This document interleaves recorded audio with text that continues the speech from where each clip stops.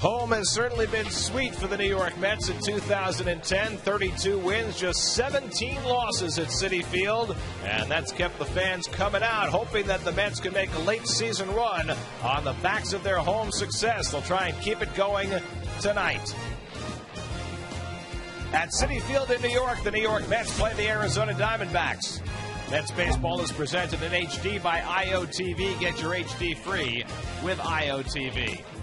And a pleasant good evening, everybody, and welcome to Citi Field. Gary Cohen, Keith Hernandez, Ron Darling with you tonight as the Mets open a three-game weekend series against the Arizona Diamondbacks. The Mets just took 2 out of 3 from St. Louis. Today, the Mets had to place Jason Bay on the disabled list because of recurring headaches resulting from the concussion after his crash into the wall in Los Angeles last Friday night. So the Mets will go without Bay. But on the first 3 games of this homestand, the Mets offense, which had such troubles on the West Coast, has been revitalized. 19 runs in 3 games. In part because of the power displayed by Ike Davis. Well, Ike Davis was mired in a 14-for-68 slump, and Jerry Manuel gave him the off day on Wednesday, and what did he do? He put it to good use. He went underneath in the cage and said he took well over 100 swings. 3 hours of BP, to me, that's way too much, but whatever works, it obviously worked. You saw the 3-run home run. It was a game winner for the Mets, and also in that key rubber match with the Cardinals. So all that extra work seemed to help out for him, and hopefully it'll go forward in the games ahead of us. As for the Diamondbacks, they're having a dreadful year, but as the Mets found out in Arizona last week, they can hit.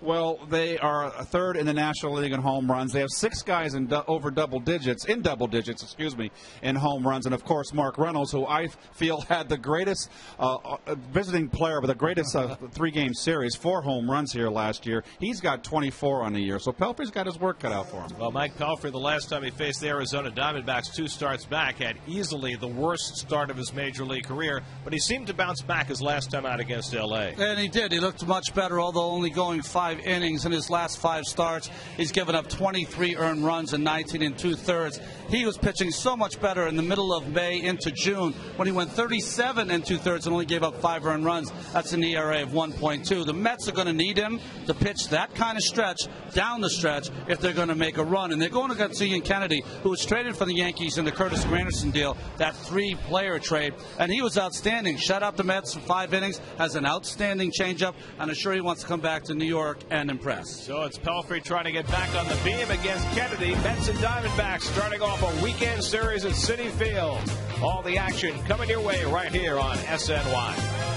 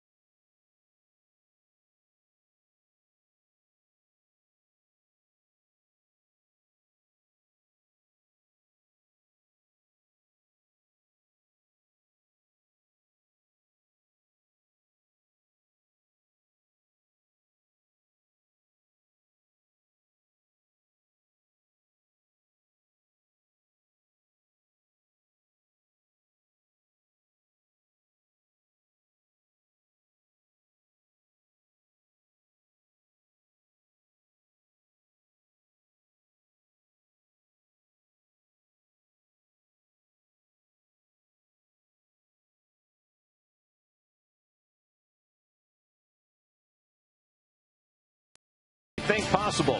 By Frostburg Coors Light, the world's most refreshing beer. By your local tri-state area Audi dealers.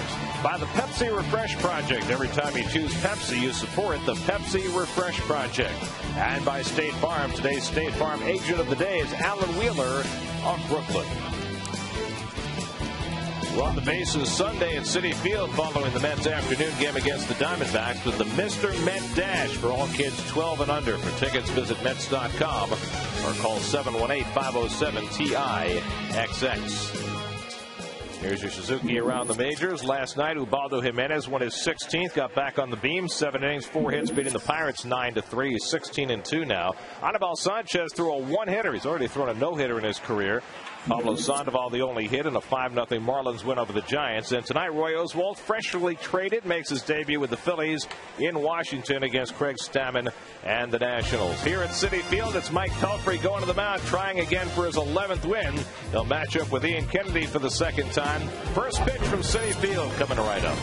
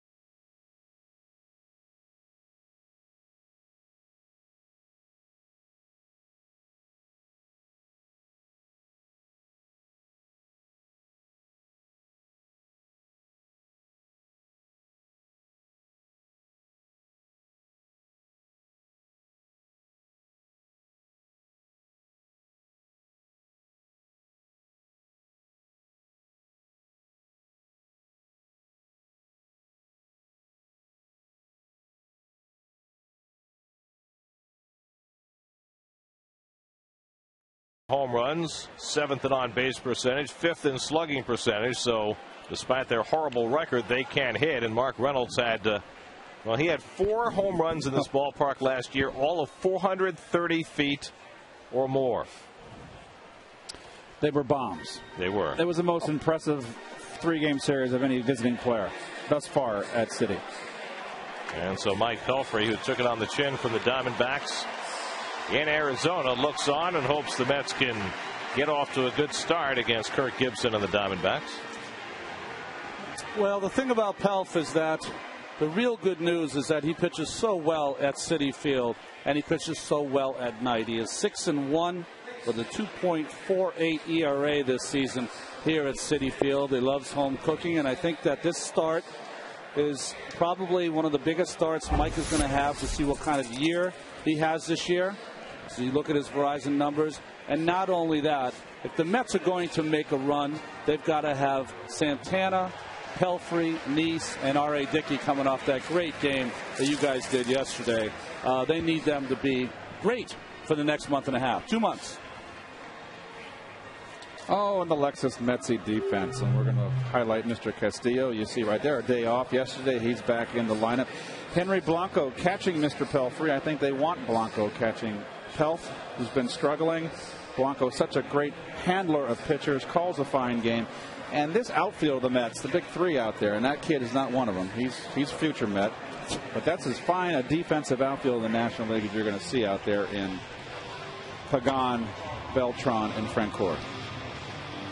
You mentioned Henry Blanco catching Pelfrey tonight. And not only has Blanco done a good job catching Pelfrey, but he's also done a good job communicating with him between starts. Yeah, I think one of the great things is that Jerry has communicated with Pelfrey.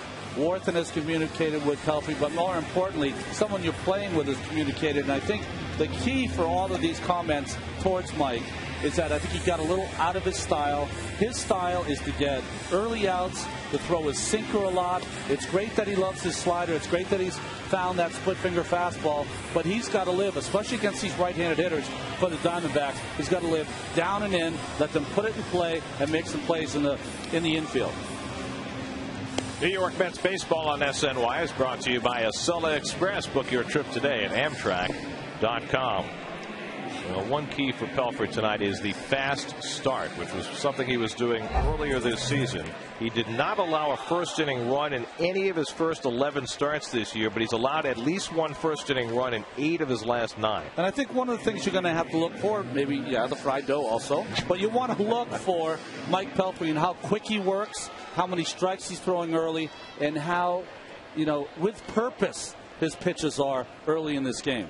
His start against the Diamondbacks at Chase Field, he threw 51 first-inning pitches. First of the night to Chris Young is a sinker that's low for ball 1. Young hitting at 266, 57 runs scored. He was reinstalled at the top of the batting order when Kirk Gibson took over as Diamondbacks manager for A.J. Hinch. And Pelfrey doesn't get that call, and it's 2-0. Chad Fairchild, the home plate umpire tonight. There's a very inexperienced crew in town for this series.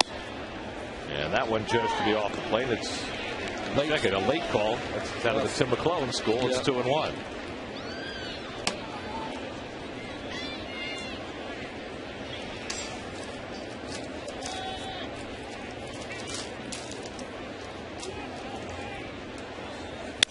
Off the fists. And Reyes hurries in to grab it and gets the speedy Young by a couple of strides for the first out of the night. So Pelfrey breaking a bat on his first attempt tonight. Well, great sign, isn't it, as Kelly Johnson comes to the plate.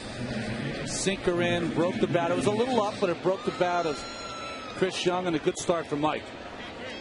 So here's Kelly Johnson, the former Atlanta Brave, who hit for the cycle last week against the Giants. 16 homers, 49 RBIs, 26 doubles. Having a terrific year after a year last year in Atlanta where he lost his second base job to Martin Prado.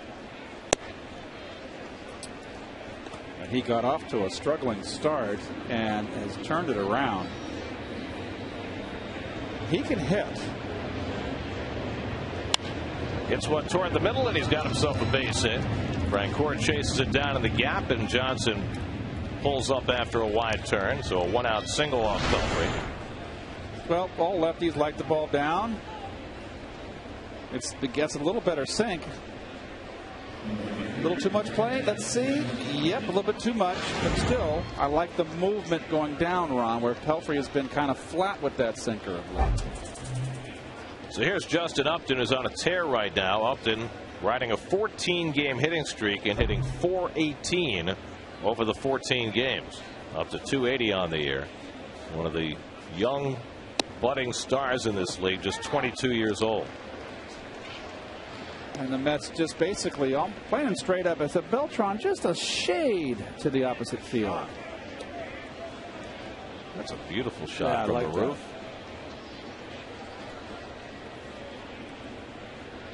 Upton had a great series against the Mets in Arizona. Went 6 for 13 in the series, and 5 of the 6 hits were for extra bases. You're probably wondering why we're being so complimentary to this team that's in last place. Well, we watched them last week.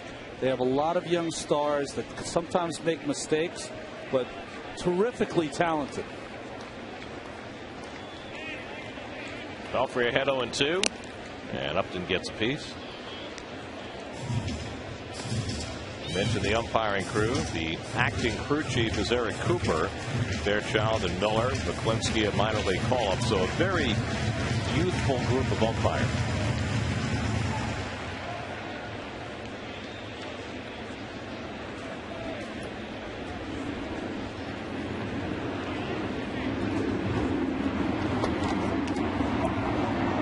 To Upton. I think a lot of the problems that started for Pell from the quick start was that he came up with the split finger and he was kind of had a lot of success with it. It caught the hitters by surprise. That Mike was always a one-speed pitcher, fast sinker, hard sinker, slider, and he went through the league once, and I think they caught on to it. And I thought that I felt that Mike just thought he could throw it up there and get an out, but they were adjusting to it. Johnson runs, pitch outside. Blanco's throw skips by and goes into center field, and on to third goes Kelly Johnson. So Johnson has his 10th stolen base. Blanco charged with an error, moving him to third. Well, good pitch to throw, and usually Blanco's very accurate with the arm. There it comes up short. Always look at the infielder when that play is that bad, doing more to get in front of that ball and blocking it. First error in 108 games for Blanco. So now the Mets are going to bring the infield in the first inning. 2-2 the count to Upton with one out. And Pelfrey misses inside ball 3. So after getting ahead 0-2, he's gone full. And Jerry Manuel's done this a lot this year in the first inning. Well, it's been a constant with Jerry all year long. I personally don't like the play. I always think that against Ian Kennedy, you think your team's got to be able to score a few runs. Certainly opens the door for a bigger inning, giving Upton more of a chance to get aboard himself. Ooh, and that misses for ball 4. So Upton, after falling behind 0-2, is now on with a walk. The upside for that for Pelfrey is that you bring up a double play candidate in Adam LaRoche. Yes, but a left-hand hitter, and a good one. And a left-hand hitter who is 6 for 8 in his career against Mike Pelfrey. And those numbers are pretty impressive right there, particularly the RBI. I always look to a hitter coming up after a tough walk against the pitcher. Upton ran that count deep. Is that a lot of pitchers like to get ahead with that first pitch after walking a hitter. Roche, one of those guys that loves to jump on that first pitch fastball. Early moment of truth for Mike Pelfrey. First and third and one out. And ball 1 to LaRoche.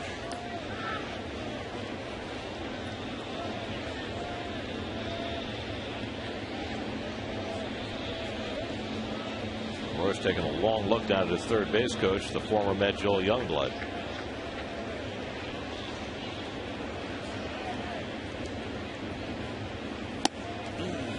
And that's a strike, 1-1.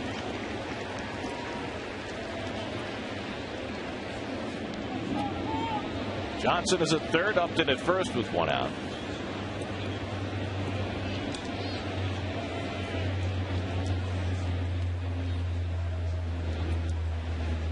Veteran LaRoche just 4 for his last 23.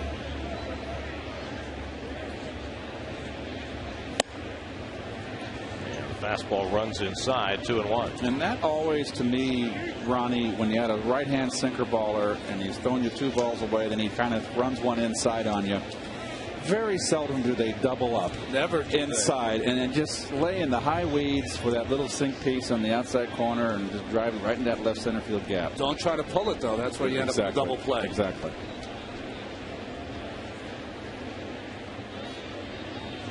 On 2-1, LaRoche checks the swing, and they check it down to third. No swing, says Bill Mueller, and now it's 3-1. And the strike zone is about the size of a needle. Start to call strikes. I mean, if you don't want to, take the pitcher off the mound, put a tee on the plate, and let the hitters have fun today. I mean, come on. Ridiculous. Wham. Well, I am wham. I'm fighting for this kid. I want him to have a good outing. Now behind 3-1. Ooh. A good splitter by Pelfrey to run the count to 3-2. Great split finger here, Keith. Yep. Bottom drops out. And you can do that 3-1, you're going to win. Come back with a 3-2, maybe a little lower. The pitch you would like to make here, if you were developed, is pop them inside. Absolutely. Took the words out of my mouth. But it's going to go away with that fastball. The runner goes, and it's lined toward left center field. On comes Pagano at the plate on the hop. And the Diamondbacks get the first run of the game as Johnson trots on in. An RBI single for Adam LaRoche. And for the 9th time in his last 10 starts, Pelfrey has given up a first-inning run. Well, he came back with a sinker. The problem was it caught most of the plate. It was down low, but it caught a lot of that plate. And inside out with that swing was LaRoche. Nice hitting. The reason why we said, Ronnie and I, to pump him inside is that, okay, that 3-1 changeup away, plus his sinker, it gives you pause to think and maybe wait a little longer, and then you're more vulnerable in, particularly with 2 strikes. Now the left-hand batting catcher, Miguel Montero, takes ball 1, and Pelfrey unable to throw a first-pitch strike. Upton now at second, LaRoche at first with 1 out, and the Mets will certainly hope that Chad Fairchild calls this same strike zone for Ian Kennedy. It might be a very high-scoring night on both sides if he does. 2-0 now to Montero. Henry, go out. Yeah, he is. Just go out there. Mike's frustrated at the umpire. Cannot let that affect what you're going to do here in this first inning. This is why I could never be a pitching coach, Dan. If I was a pitching coach, I would have walked out there to talk to Pelfrey and tempted to get thrown out of the game. I'm telling you, because that's how blatant it's been. I know maybe Fairchild's trying to work with Pelf and figure out where he's going to throw the ball. And, you know, I mean, you don't want to be critical of the umpire, but those pitches, especially the first one here to Montero, was a strike.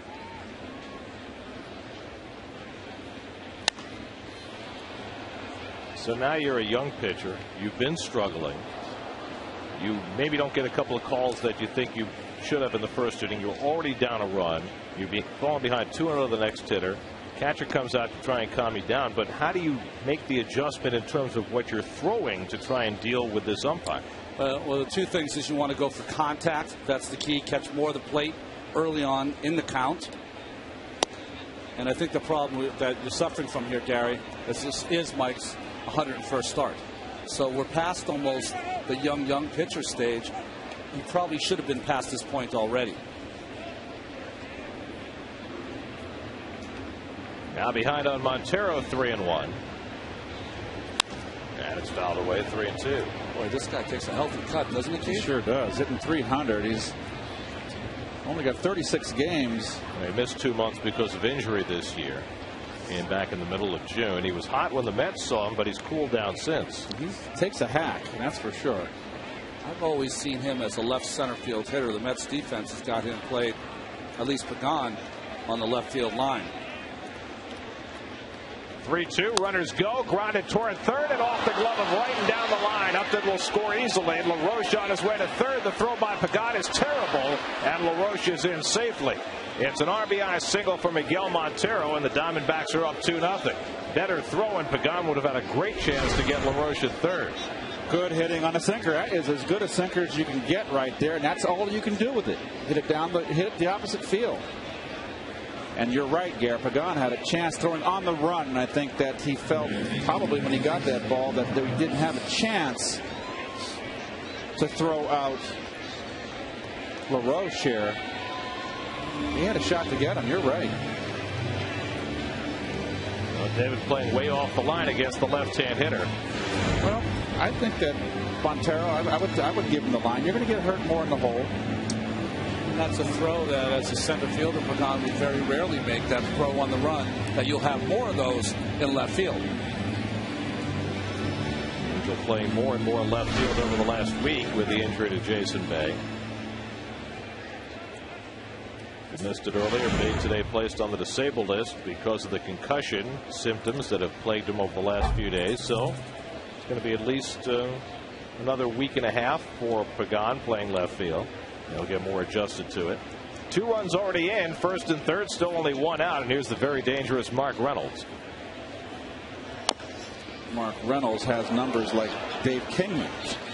217, 24 bombs, got the ribeye steaks and the strikeouts. Geez, 142. We all know they can strike out. We mentioned the home runs he hit in this ballpark last year. The estimated distance of those 4 home runs, according to HitTracker.com, 430, 464, 441, and 442. They were impressive. I mean, the most impressive one was the one he hit in the second deck in left center. But he hit 2 in, left center, the left of center field, and 2 to the right of center field. Hit hard toward the hole and off the glove of the diving Wright. That'll bring home LaRoche, and it's 3-0 Arizona. And it's coming crashing down again in the first inning for Mike Pelfrey.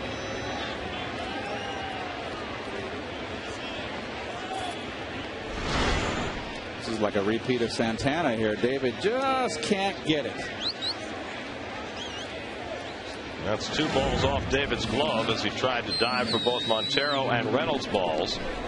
3 runs on 4 hits home in the inning. Montero now at second, Reynolds at first, and still only 1 out. And now Stephen Drew steps in.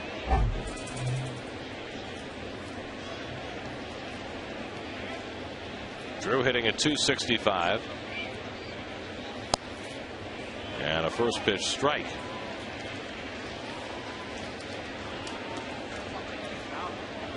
When Pelfrey started against the Diamondbacks in Arizona, they got 4 runs off him in the first inning, a 51-pitch slog. He's already thrown 28 pitches in this first inning. Now he's ahead on Drew, 0-2. Well, Pelfrey's continuing difficulties are a source of major concern for this team. They've gotten better than expected performance out of R.A. Dickey and John Neese, but now they have to be concerned about Pelfrey over the last 2 months of the season based on what's happened the last 6 weeks.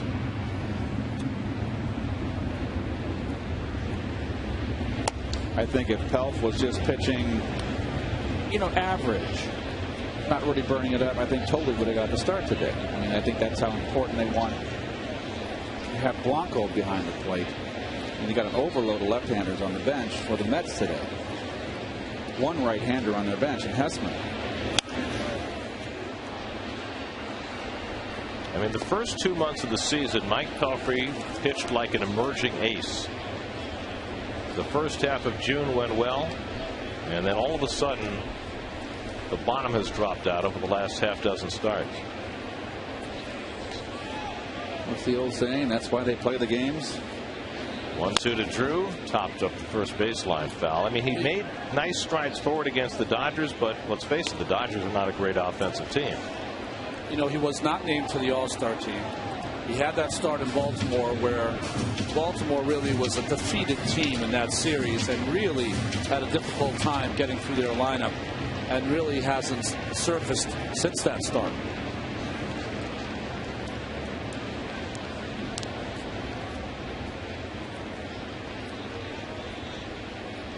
One-two coming to Drew, and the splitter misses away. 2-2. Drew, the number 7 hitter, another left-hand hitter, Gerardo Parra, waits on deck. Pelfrey retired Chris Young to start the inning, but the next 5 have reached base on 4 hits and a walk.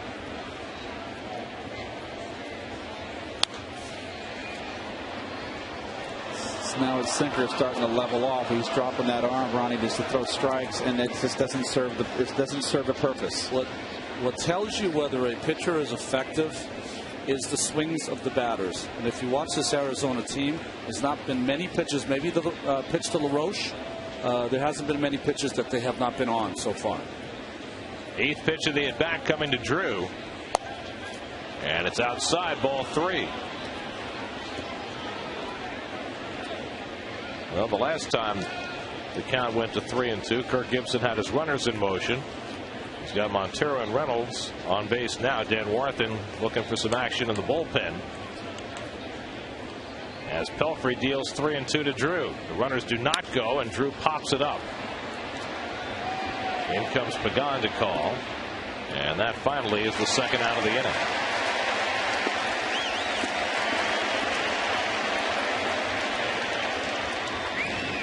So 2 out and 2 on, and now the number 8 hitter, Gerardo Parra, who is 0 for his last 11. Raul Valdez gets up in the bullpen. Valdez has been invaluable to the Mets in long relief situations.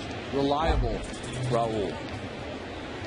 He's there. It doesn't matter. First inning, ninth inning, whatever it takes. It wasn't too long ago he was sent to the salt mines. That's right. It was after that series in San Diego when he imploded, but before and since he's been terrific. Here's Parra with 2 out and 2 on, and he takes a strike at the knees.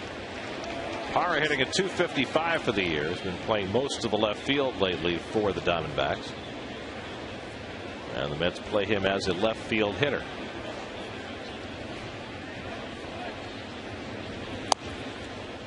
Oh, where's that pitch? Wow. One of a half dozen in this inning that certainly could have been called strikes and were not.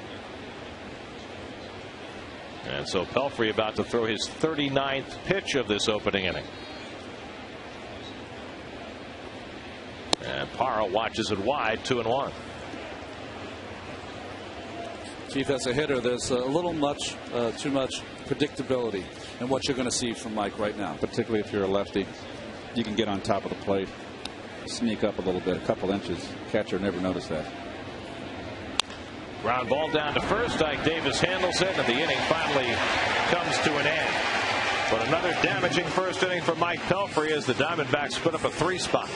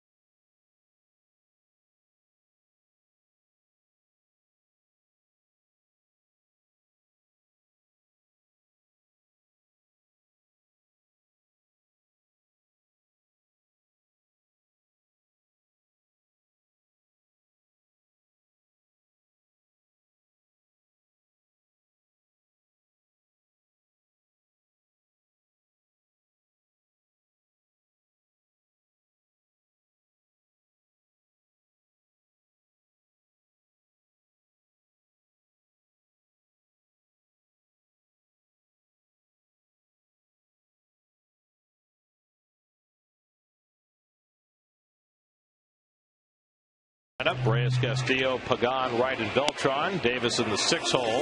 Jeff Francoeur will remain in the lineup in the absence of Jason Bay, and Henry Blanco getting the start to catch Pelfrey against Ian Kennedy, who matched up against Pelfrey the last time. There's the Toyota numbers for Ian Kennedy. A lot of you New Yorkers remember him. He was an up-and-comer with the New York Yankees from La Quinta High School in Huntington Beach, California. USC grad, gave up 1 run against the Mets 2 starts ago. Won that game 13-2. Jose Reyes riding a 10-game hitting streak right now, has his average up to 280 for the year. 104 hits for Jose despite missing time. And Kennedy misses high for ball 1, and perhaps the strike zone will be just as tiny for Kennedy as it was for Pelfrey. It will. He may be here a while. 1-1 to Jose with Castillo on deck. Kennedy 5-8 on the year. Last time out, a victory over the Giants 10-4. He went 6 2/3 in that game. And it's blooped out of the shallow left field. Parra coming on hard, but he can't get there. Reyes stops after a turn at first base. An 11-game hitting streak now for Jose as he starts the Mets off with a bloop single. Well, couldn't put in a better spot. The Mets have always, never out of a ball game.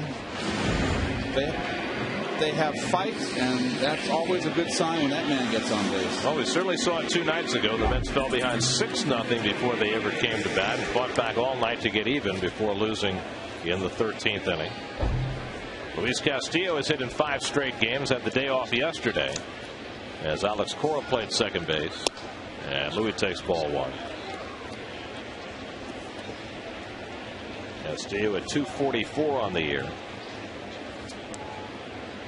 Well, shading to the opposite field in the left fielder, very shallow. Really not much power from the left side of the plate. Thinks about bunting for a hit and takes it wide, 2-0. Well, Castillo's most important number is his on base percentage, and right now it's not as high as it should be. It's at 338. For Louis, with his lack of power and his limited defensive skills at this point, his on base percentage has to be at least 380. But I think what has happened that's gotten around the league that most pitchers are just challenging him when they get behind. Before they were trying to make their pitches on him when it was 2-1, maybe 3-1. They don't do it anymore. They pump that ball right down the middle. And with as little room as they give him in the outfield, there's just not a lot of space for him to find hits. Before he went on the disabled list, though, occasionally left-handed ahead in the count, he was jumping on that pitch, hitting it to right center, almost hitting it against the defense. Castillo was out for a month and a half with bruises at the bottom of his feet, and still working his way back in. Reyes measures his lead, 2-1 to Castillo, and he's taking all the way, and it's 3-1. So the Mets were watching in the top of the first inning. They saw that there were not a lot of strikes being called by Chad Fairchild, and Kennedy is a guy who sometimes can lose his control. In fact, Kennedy walked 9 batters in one game earlier this year. It hasn't been a constant pattern with him, but it's certainly a possibility for him.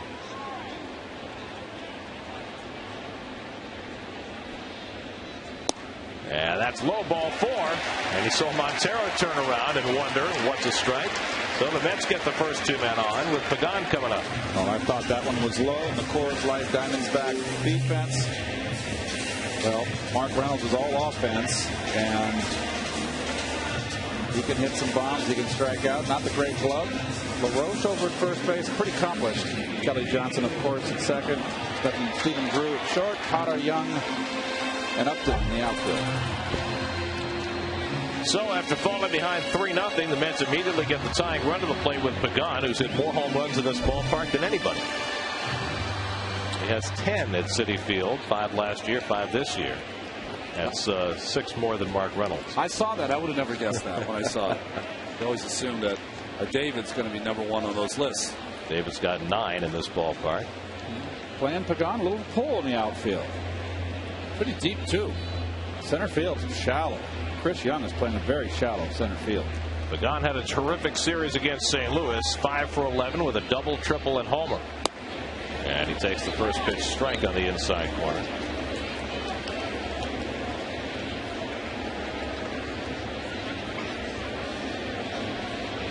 David Wright hitting cleanup, waiting on deck.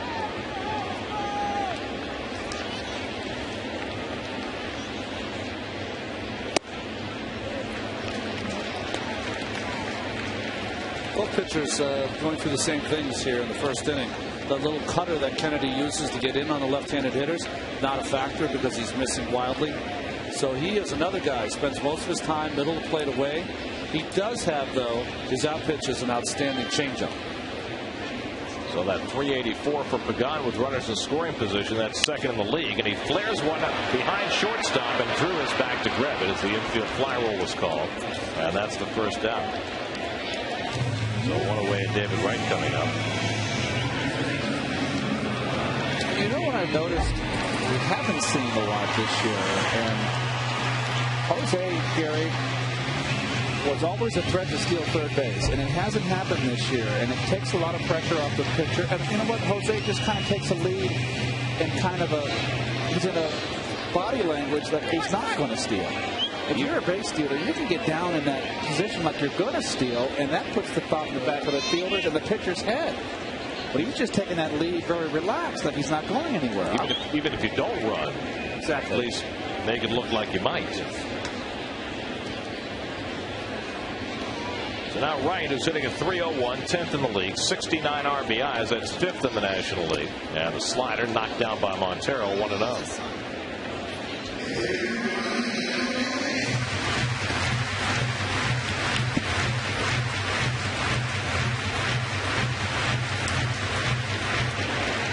Seven stolen bases against Kennedy this year in 11 attempts.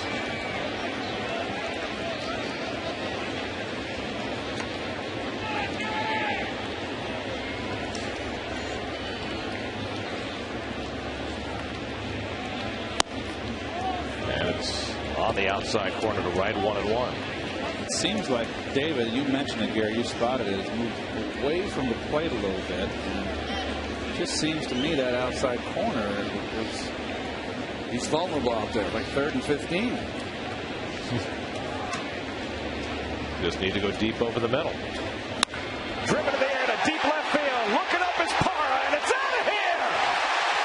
David Wright ties the game with a 3-run homer.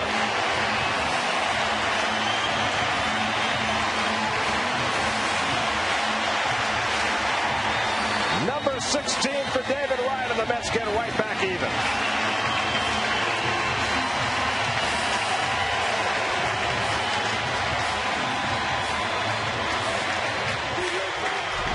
Well, we know where David likes the ball. Ball's supposed to be away, down and in. Actually, that was out of the strike zone. But David likes that ball middle in, down.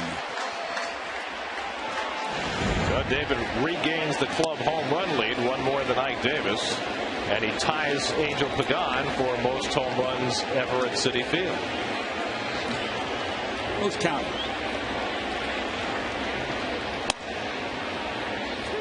0-2 to Carlos Beltran for every home run hit by David Wright at Citi Field this season. Stuart Rahr and Kinray's Home Runs for Charity program will donate $5,000 to the David Wright Foundation. Kinray has donated $25,000 so far in 2010. Beltran had a good series against the Cardinals, 5 for 12 with 3 RBIs in the 3 games.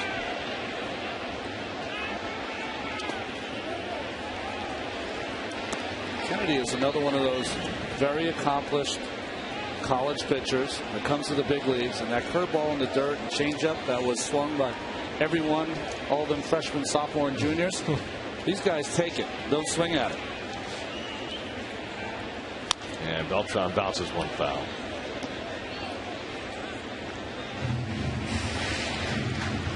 Carlos looking more and more like himself at the plate every day. I guarantee you that was a home run right there on the right and a bullet on the left. You both belong together, by the way, you and Rusty. Look at that guy. You had a strike 3. You had your piping perfect. Yes, I did.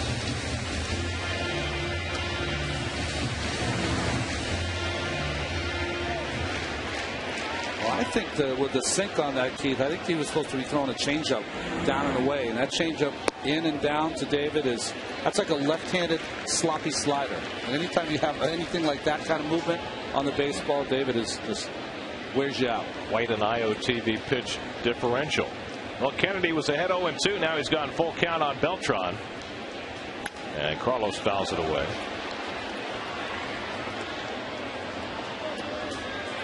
Ike Davis, who clobbered one over the center field fence yesterday, is on deck. A bloop single, a walk, and a 3-run homer have gotten the Mets back even after a difficult first inning for Pelfrey. And Beltran with a long turn at bat, making Kennedy work even harder.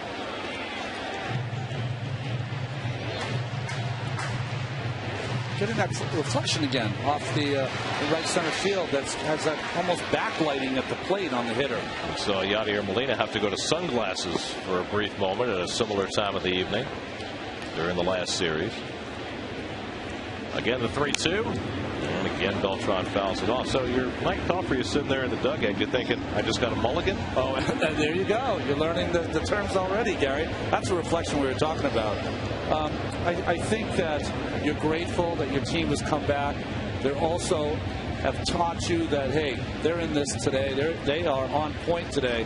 Go out there and put up some zeros. Beltran scoots one to the right of Johnson. Nice play by Kelby to throw him out. So on an 11 pitch at bat, Beltran hit it sharply, but Johnson makes a nice play.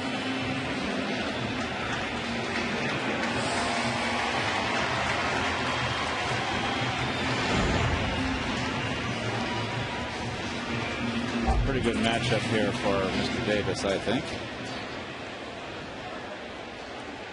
Ike, with those 52 runs batted in, leads National League rookies. 4 more than Jason Hayward.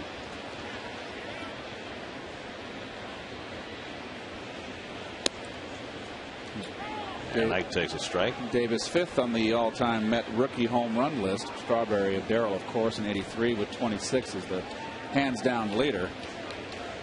For a long time, that record belonged to Ron Swoboda. He had 19 in 1965 as a rookie.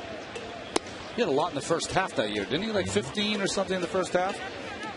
You know, Arizona was the first team on the road, as Frank Cora on deck, and Ike was home. He had a tough series that started pitching him when they got ahead, fastballs up in the strike zone, and the LA Dodgers after that copied the same. Curveball low and in, 2-1.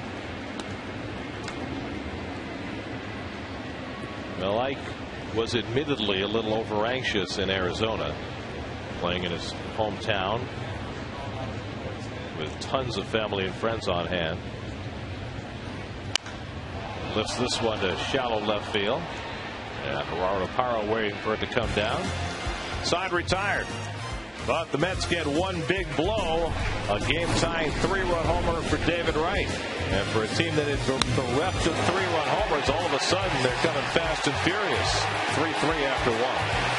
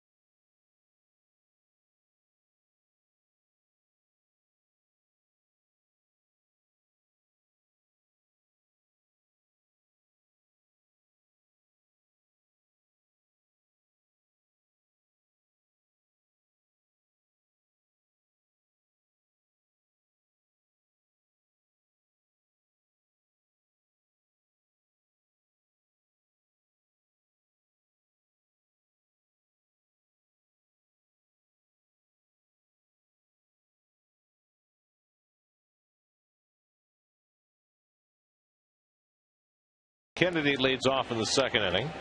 After 8 Diamondbacks batted in the first, Kennedy with 4 hits this year. And he grounds one slowly foul. 0-2. The Diamondbacks come into this series having lost 7 straight games. They went into their first series with the Mets having lost 4 straight games. So over their last 14 games, they've lost 11 of 14. The only 3 wins was the sweep of the Mets. Strike 3 called, so Kennedy's down looking. First strikeout for Pelfrey. Celebrate Mets greats Frank Cashin, Dwight Gooden, Davey Johnson, and Darryl Strawberry. That's alphabetical order. As they're inducted into the Mets Hall of Fame at Citi Field this Sunday afternoon at 12:30 with a special pregame ceremony.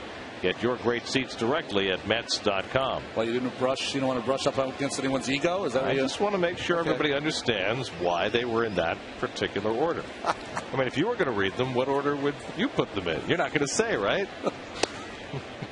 You got your manager, your general manager, and your teammates in that group. Remember when our bug would come down, it would say Gary Cohn, Ron Darling, and Keith Hernandez doing the game? Keith asked, how come I'm always last? Alphabetical. Pass Pelfrey, and Castillo can't get to it. And Chris Young has a base hit. Oh, you weren't bent out of shape out of that, were you, Keith? I'm always teasing. Yeah, with a little edge to it, maybe. There's your Hall of Fame inductees. And see, here they're not in alphabetical order, interestingly enough. Is there some kind of hierarchy involved there? I don't know. Yeah, I guess. I saw both Dwight and Darryl today. They look great. Dwight's really excited for this weekend. Really excited.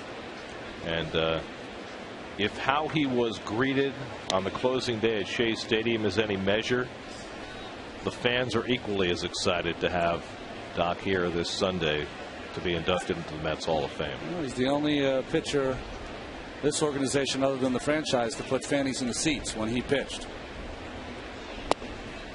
That was quite a staff to play behind, I tell you. I thoroughly enjoyed my time here behind you guys. Well, and I think in the case of all four of those gentlemen, the honor is long overdue. Yes. It's been 8 years since anybody's been inducted into the Mets Hall of Fame, and Frank Cashin, who built the winner in '86, and Davey Johnson, who led it, and Gooden and Strawberry, who had such phenomenal Mets careers. It wouldn't be a Mets Hall of Fame without that quartet in it. You know, Frank, who built 2 winners, I mean, arguably could be considered for the larger Hall of Fame. He was the architect of the Orioles championship teams, and of course was on the short end, as was Davey Johnson when the Mets won it all in 1969. And Davey suffered the indignity of making the last out against Jerry Koosman.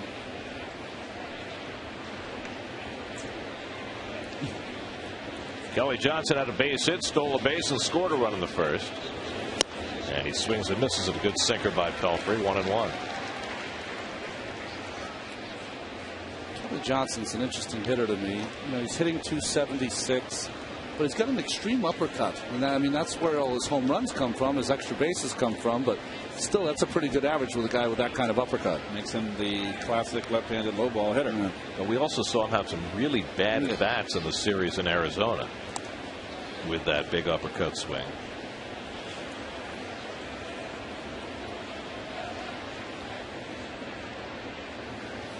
Justin Upton waiting on deck. Well, Pelfrey, we were talking about his pace earlier, and it has certainly not been quick tonight. But, you know, part of that's chicken and egg. I mean, if he were pitching better, would he be working at a faster pace? Well, you know what I would do if I were Pelf as he develops? Chris Young here getting some of the sand out of his pants. Don't pull a Steve Lyons, please. Psycho forgot where he was one time, and those pants came all the way down. But I think at some point, because he's a sinker ball pitcher and wants to get double plays, I would develop a real good slide move if I was Mike, where you wouldn't have to worry about the runners that much. Young gets an enormous jump and steals without a throw. He was 3 steps into his jump before Pelfrey even moved. All that throwing over to no effect. And that was the first time I've seen a hitter with the ability to take a pitch, as Kelly Johnson did, because of that big jump. Second stolen base of the night for the Diamondbacks. So a runner in scoring position with 1 out. Johnson turns out of the way, 2-2. Pelf has also had trouble getting that inside fastball over for a strike against lefties in this little tailspin he's been in. A 10.53 ERA over his last 5 starts.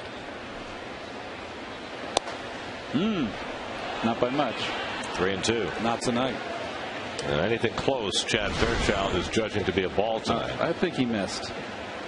Yep, he missed. Yeah, it's that tail right at the end. Yep. So another full count. And ball 4. So Pelfrey was ahead in the count 1-2, loses Johnson to a walk, his second of the night. Well, he's had a tale of two seasons, and what he was doing earlier when we showed those numbers, it was a ground attack, steady ground balls, quick pitch innings, getting through them quickly. He's not doing that now. Pitching inside, Keith has mentioned, he's had an inability to pitch inside, especially the left-handed hitters. And pitch mean, maybe, pitch with a purpose, and I think that Mike seemed to have a chip on his shoulder to want to be included in all those young pitchers. He needs to get back to that. Inside pitch on Mike Pelfrey, brought to you by Xerox Business of Baseball. Xerox, ready for real business. Justin Upton walked his first time up. Came around to score a run. Another thing, too, was that split finger. First time through the league, Gary. Guys were swinging at it in the dirt, just low, out of the strike zone. Now they're taking it. Trying to paint that outside corner and gets the strike call. There's your overhead camera, brought to you by PPG Pittsburgh Paints. That is a beautiful shot. Straight up, as you can see. Just a slight shade, ever so slight, to the opposite field by Mr. Beltran. Upton, who can hit to all fields with power. Keith, I don't know if you were watching the game that Ronnie and I were doing in Arizona when Upton hit one out to right center field that had to have gone 450 feet. The bomb. I must confess I wasn't watching. Well, it was very impressive. I had the game on. I heard your voices. I heard your call. And we put you to sleep? What exactly were you doing at the time? Don't ever You woke me up. 1-2 to Upton, foul back. 93 on that fastball from Pelfrey. But this kid is, he's got everything. He's the real deal. Absolutely. I also think he's got a little more, a little more toughness than his brother in Tampa Bay. He plays the game pretty hard. Not subject to the lapses that B.J. Upton is in terms of hustle and concentration. 1-2 from Pelfrey. Punch towards second. Castillo grabs and has no other play. That's the second out. Well, his two most impressive outs for Pelfrey were Young, that he jammed in the first inning for a ground out, and here jamming Upton again, and the easy play for Castillo. So 2 out and 2 on for Adam LaRoche. LaRoche single to left center to drive in the first run for the Diamondbacks. LaRoche, Montero, and Reynolds with consecutive RBI singles in that first inning before David Wright tied it in the bottom of the inning with a 3-run homer.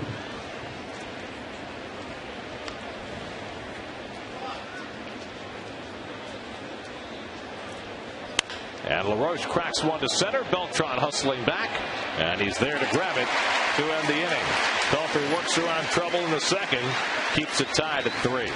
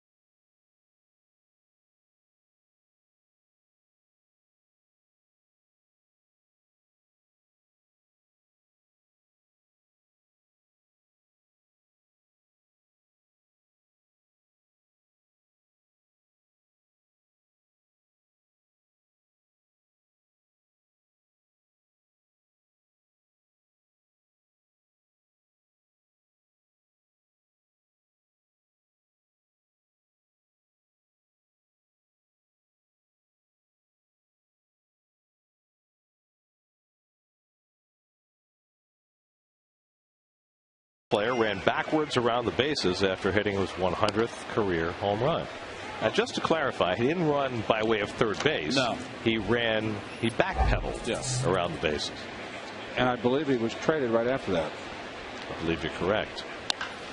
And here's another piece of trivia from that. The pitcher who threw the pitch that he hit for the home run later was a Mets manager. Wow. 0-2 to Jeff Francoeur, who's 0 for 11 since his 3-run homer against the Cardinals Tuesday night. Lays off the slider from Ian Kennedy, 1-2. It'll be Francoeur, then Blanco and Pelfrey for the Mets in the bottom of the second. Mets have already gotten more off Kennedy than they did in 5 innings the last time they faced him. Gets Francoeur with a high pitch, and that's his first strikeout. Well, nice setup here. Inside fastball to start, breaking ball away for a strike, and then climbing the ladder with Jeff. Just like the scouting report said, right? So here's Blanco, starting his 27th game of the year. He's at 86 at bats, hitting a .267. And first pitch swinging, pops one up for LaRoche in foul ground. 2 out. You know, we always talk about how control you have first pitch strikes, but you also have to have control when you pitch out of the strike zone. By the IOTV pitch non-differential as the ball hit the glove.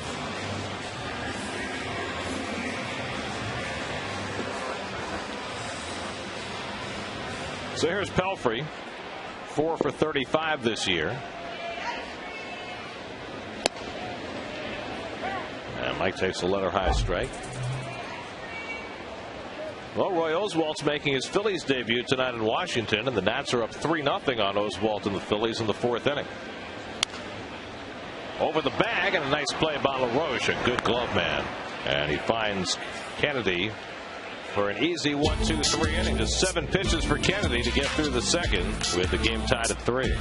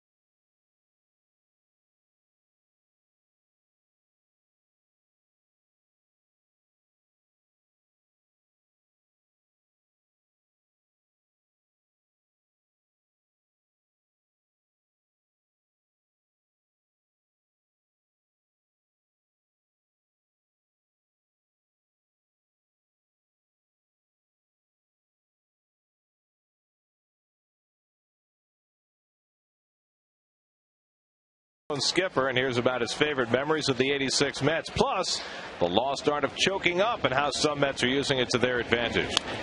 On Mets Weekly, presented by Flat Rate Moving, tomorrow at noon, only on SNY.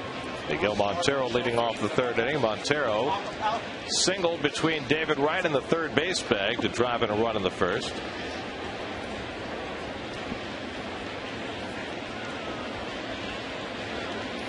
And Montero hits one to deep right field. Back goes Francoeur. It's over his head and into the Mo zone.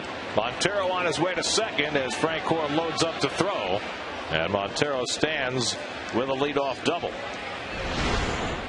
Well, Montero's got a short swing and a power swing, even though he's only got 3 home runs. He's on the disabled list. Well, Montero came in just 8 for his last 45, but 2 for 2 tonight, and now 7 for 11 against Pelfrey. There are a couple of guys in his lineup who've just worn Mike out. In fact, look at Pelfrey's overall numbers against the Diamondbacks. 6 career starts, 0-5, 6.75. Here's Reynolds, who drove in a run with a base hit off Wright's glove in the first inning. And he pulls one foul. And did you say Pelfrey's start was skipped to pitch here against the Diamondbacks? That's true. The ostensible reasons were 3. 1, because Jerry said Pelfrey doesn't fare well in day games. He would have pitched yesterday at noon. 2, because he felt as though Mike could use the extra day. And 3, because he wanted to get Henry Blanco in with Santana and Pelfrey with a day in between. There you go. But I guess that last part wasn't part of the equation. The 0-5.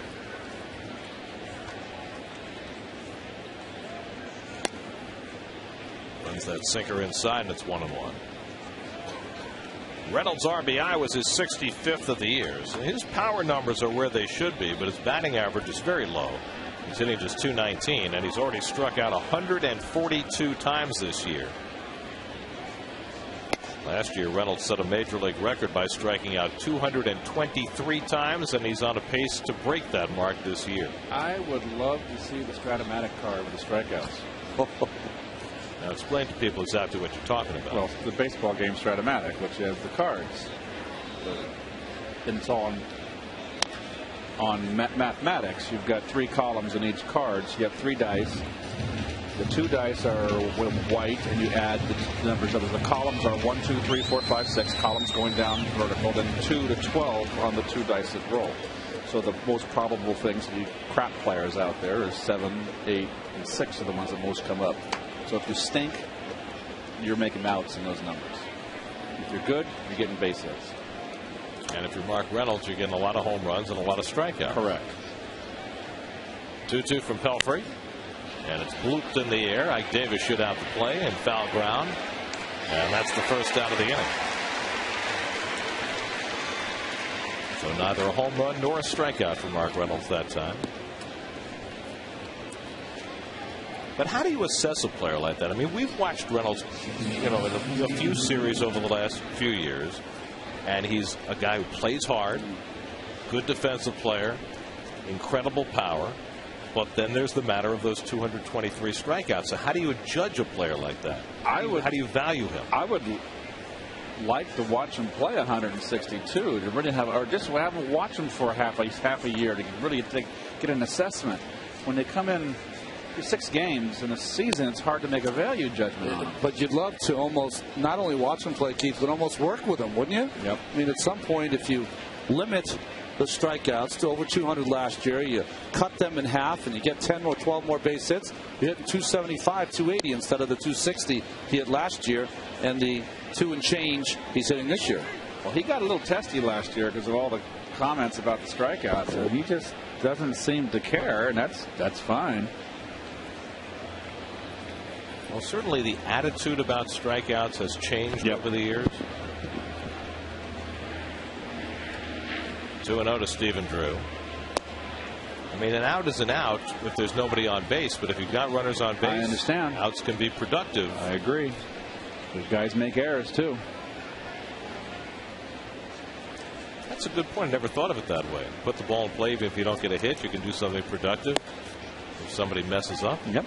That'd be a nice chart, is how many of those strikeouts come with runners at second and third, or a runner in third and less than 2 outs.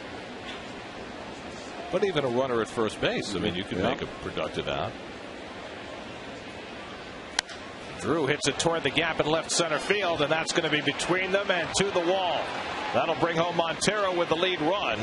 Drew stops at second with an RBI double, and the Diamondbacks regain the lead 4-3. Drew's 20th double, his 31st run batted in. Well, too much plate, no sink. It's that simple. And you noticed in the first inning that Jerry had Valdez up early. And my feeling is that Jerry is not going to let this game get out of hand. This is critical. This is a last place ball club. This is critical that the Mets at minimum take 2 out of 3 in this series. Parra lifts one toward the left field line.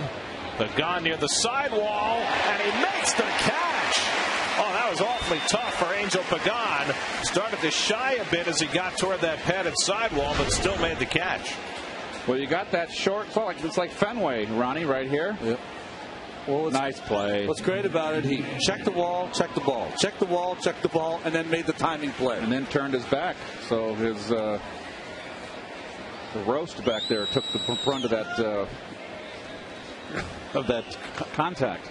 Look, Ma, no eyes. He kind of just pictured where the ball was going to fall and stuck his leather out there, and it went in. Well, the thing is, Pagan had played very little left field before this homestand, as Kennedy grounds out to end the inning, but he's had to go to that line half a dozen times just in these 4 games. 4-3 Diamondbacks, middle of the third.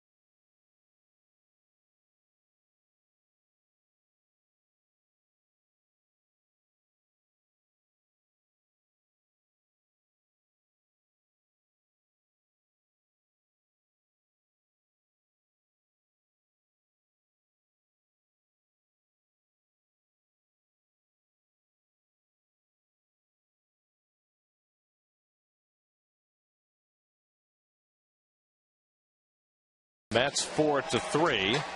Jose Reyes getting set to lead off, but getting set to join us here in the booth is Kara Ann Galante, who is from Brooklyn. And Kara Ann is the winner of this year's Kidcaster contest. And congratulations, Kara Ann. Thank you. So what do you have to do to win this contest? I had to enter in an essay saying if Mr. Met would come to my school, what would I show him? I got a call, and I went for an audition versus 10 people, and that's how I won. And where do you go to school? Fonbonne Hall Academy. And what grade are you in?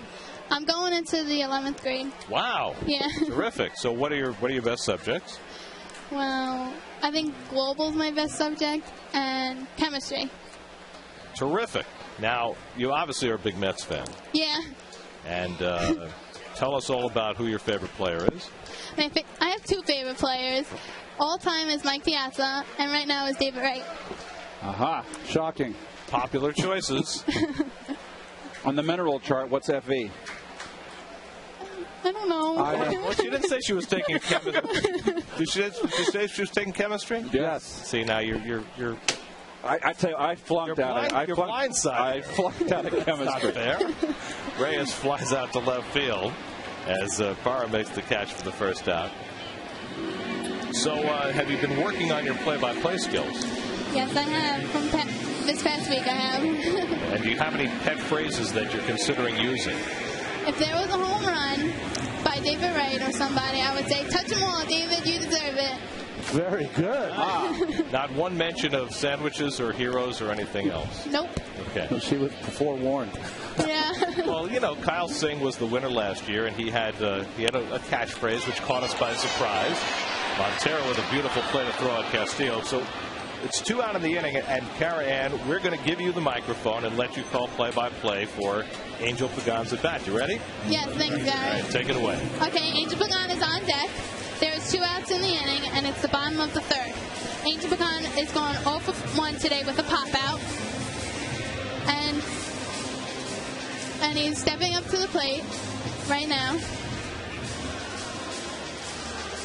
Montero's giving the signs to Kennedy. And here is the pitch by Kennedy. Angel Pagan's getting ready at bat. Here's the pitch by Kennedy. And it's inside, ball 1, a 75-mile-an-hour curveball by Ian Kennedy. Very good. She knows her pitch. It's outstanding. Excellent pitch recognition. It's 1-0 the count. 2 outs. And here's the pitch by Kennedy. Inside, ball 2. The count is 2-0. It was an 87-mile-an-hour fastball. And Pagan is stepping back into the box. David Wright is on deck. He went 1 for 1 today with a 3-run home run that made the Mets tied in the bottom of the 1st inning. And here's the pitch. Outside, ball 3. The count is 3-0. And there's 2 outs in this inning. I think she'd do great radio. I'd be perfect. Great radio. As well. Thank you. And here's the pitch. Inside, ball 4. And there's a runner on first. All right, well, now you mentioned that what you really were considering here was what would happen if David Wright would hit a home run, right? Yeah, no, he's up. So here he is. So keep on going. Yeah. David Wright's up to the plate and went 1 for 1 so far with a 3-run home run in the bottom of the 1st. Let's see if he could do it again. Angel Pagan's on first base. And he's leading off of first. And Montero's giving the signs to Kennedy. And here is the pitch by Kennedy. Outside, ball 1. That was an 80-mile-an-hour fastball by Ian Kennedy. And there's 2 outs, bottom of the 3rd. Angel Pagan is still on first base. Arizona's winning 4-3. And here's the pitch by Ian Kennedy. And it's foul ball. Strike 1. 88-mile-an-hour fastball by Ian Kennedy. Beltran's on deck. He's 0 for 1 today.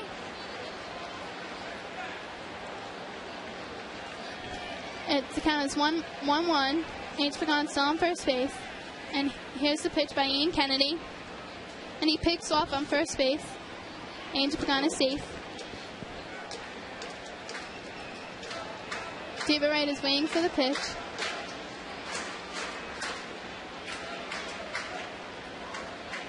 Angel Pagan is leading off of first base.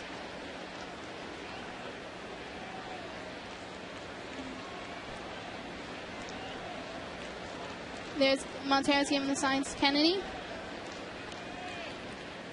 Here's the pitch. It's a high fly ball to center field. Back goes the ball rolling. It's a home run. 2-run home run by David Wright. Touch the ball, David. You deserve it. It's 17th home run of the season.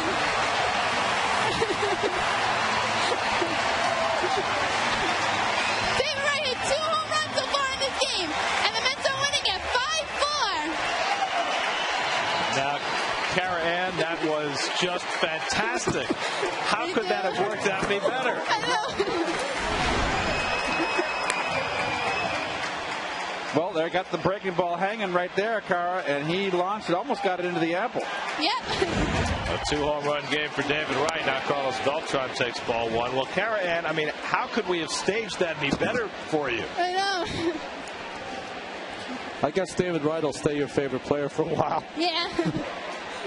Well, we were talking earlier in the game about how David had 1 less home run at Citi Field than Angel Pagan. Well, now he has one more.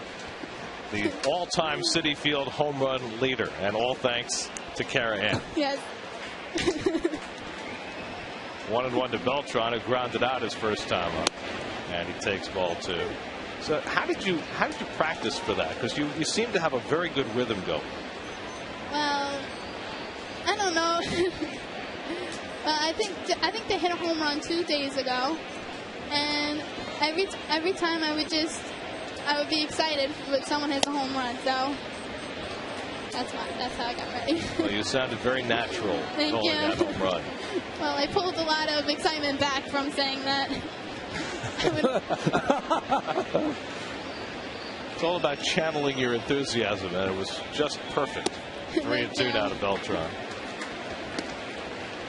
Second 2-home run game of the season for David. He had 2 in Baltimore back on June the 13th. 15th time in his career he's hit 2. 3-2 to Beltran, and he walked him. Second walk of the inning.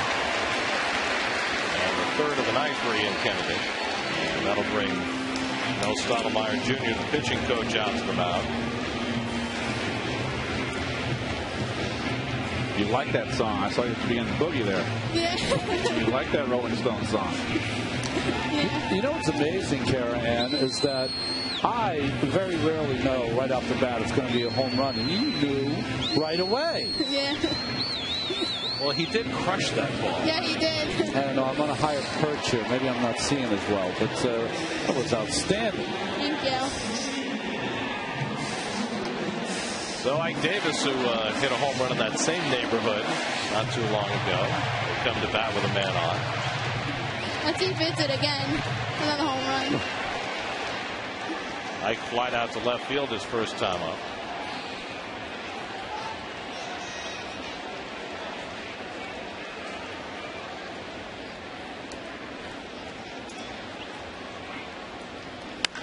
He hits one high in the air to center. This one playable, though, for Chris Young.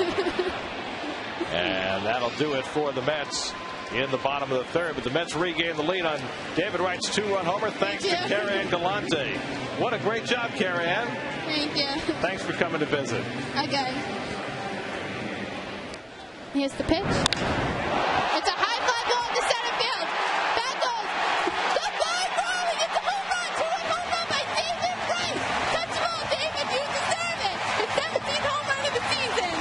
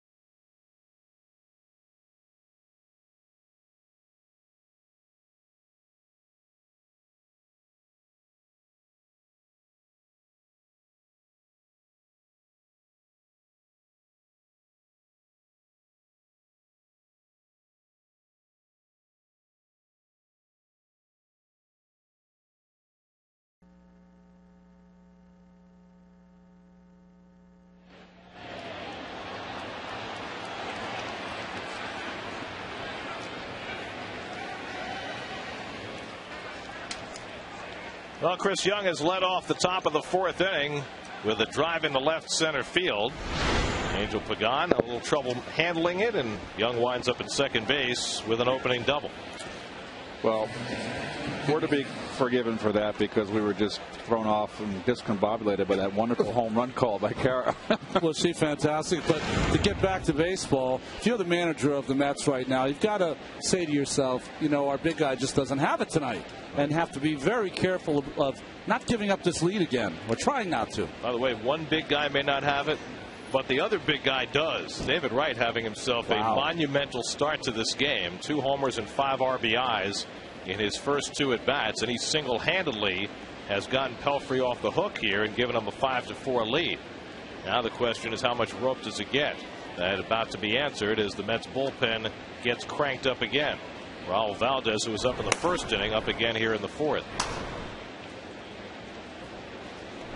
I was not with scorecard there, guys. What did Reyes and Castillo do before the walk to Pagan?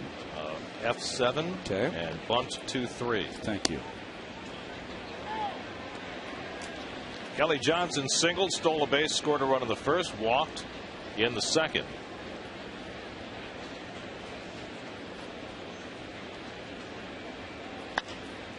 And he lifts one foul. 0-2. Well, Pelfrey's now given up 4 runs and 8 hits. There have been 2 occasions already in this last half dozen starts when Mike has given up 12 hits in a game. The batting average against him has just soared over this last month.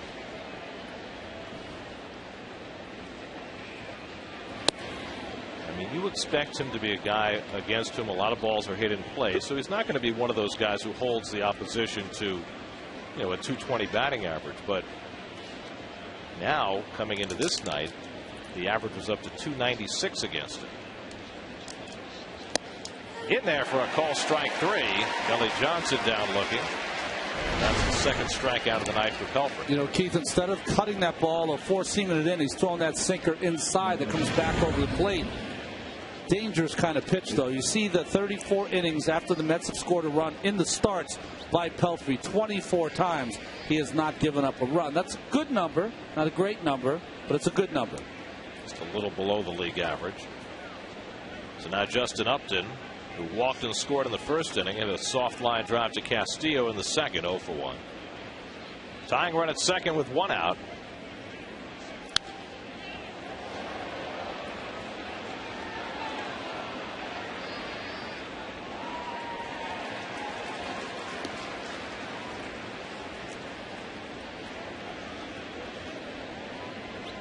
Upton has been the hottest hitter in the Diamondbacks lineup over the last few weeks.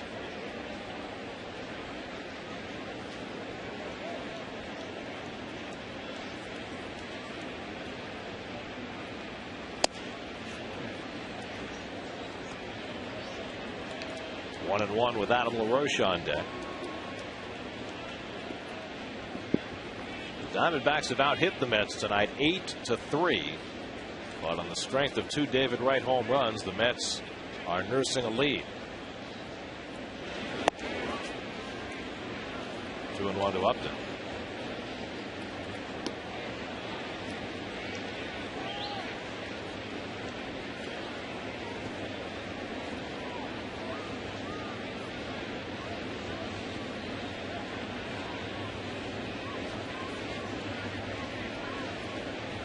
And Pelfrey misses up and away and falls behind Upton 3-1.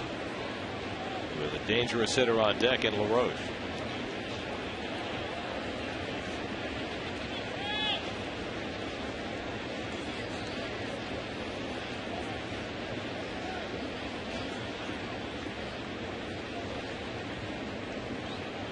Pelfrey's walked 2 tonight and struck out 2. Boy, very interesting. We're looking for this relationship between Pelfrey and Blanco. It's consisted mostly tonight of a lot of shakeoffs by Mike. He has not wanted the pitch Blanco wants him to throw on this 3-1 count. Down to first base, and Davis makes the play unassisted. 2 out. Young moves over to third. Pelfrey made his pitch on 3-1 and made a good pitch to get Upton. So now it's left to LaRoche with a tying run at third with 2 out. LaRoche has singled in a run and flied out 1 for 2. 7 hits in 10 career at bats against Mike Pelfrey.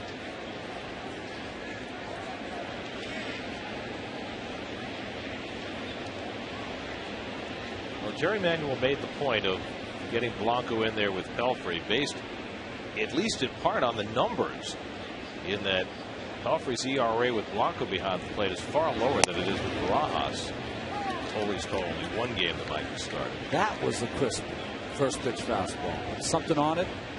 I always like when Mike throws the quadrants of the plate. I don't think at this point in his career is a guy who's going to paint the ball in the corner all the time. With conviction, go to that quadrant. Now, when you say quadrant, what exactly do you mean? Instead of, Greg Maddux or a Santana, they can throw to a tin cup. They pick a little spot about the size of a soup can, and they throw it at those spots because they have great control. Mike, instead, think low and inside, low and outside, up and in, where you don't have to catch it right on the corner because of his movement. So what you're saying is, even if he pitches a little bit more toward the middle of the plate, that he can still get away with that because his ball moves. Yeah, but I think what we're catching tonight, what we've seen a lot of Mike the last 5 starts, 6 starts, Keith, now, is that sinker has gone away from him. It doesn't have that late bite like it had before. 3-1 now to LaRoche. And we've seen this periodically through Pelfrey's career since he came up a few years ago, that the sinker has come and gone. Yeah, and I don't know if that's a grip problem, a mechanical problem, a problem of confidence.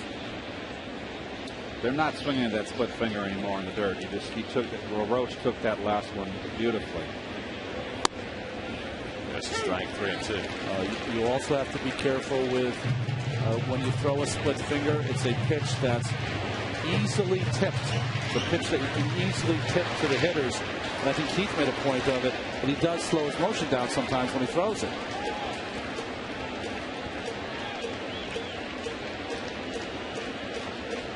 He doesn't want to throw it. Wants to come inside. Okay. Double up. 3-2 to LaRoche. Fouls away. A little danger coming into Mr. LaRoche as you see Montero on deck, because that's where he wants it. Down and in is where all of his power is. 14 home runs this year for LaRoche. 63 driven in.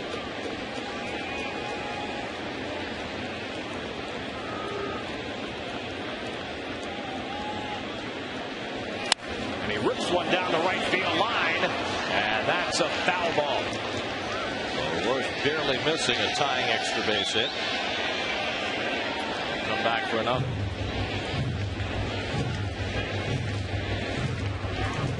I think that's the last we'll see of doubling up. That's tripling up inside. I think he's going to have to go away here.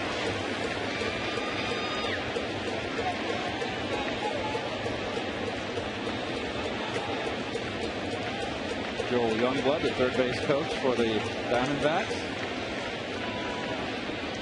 Good buddy of mine. We go way back. This will be the 8th pitch of the at bat to LaRoche. And there'll be a 9th. Where did you and Joel? He was with Indianapolis in AAA when Vern Rapp was the manager, and the reason the Red came up in the Red organization. Vern Rapp, and that was a wild bunch. He had curfew because Vern Rapp was a Marine Corps sergeant, and they were the wildest group on the road. We had some fun with them. Youngblood spent 5.5 years as a Met in the late 70s and early 80s. David Wright way off the line. 90th pitch of the night for Pelfrey. And it's in there for a call, strike 3. Big out for Pelfrey. After the leadoff double for Young, he keeps that tying run from scoring.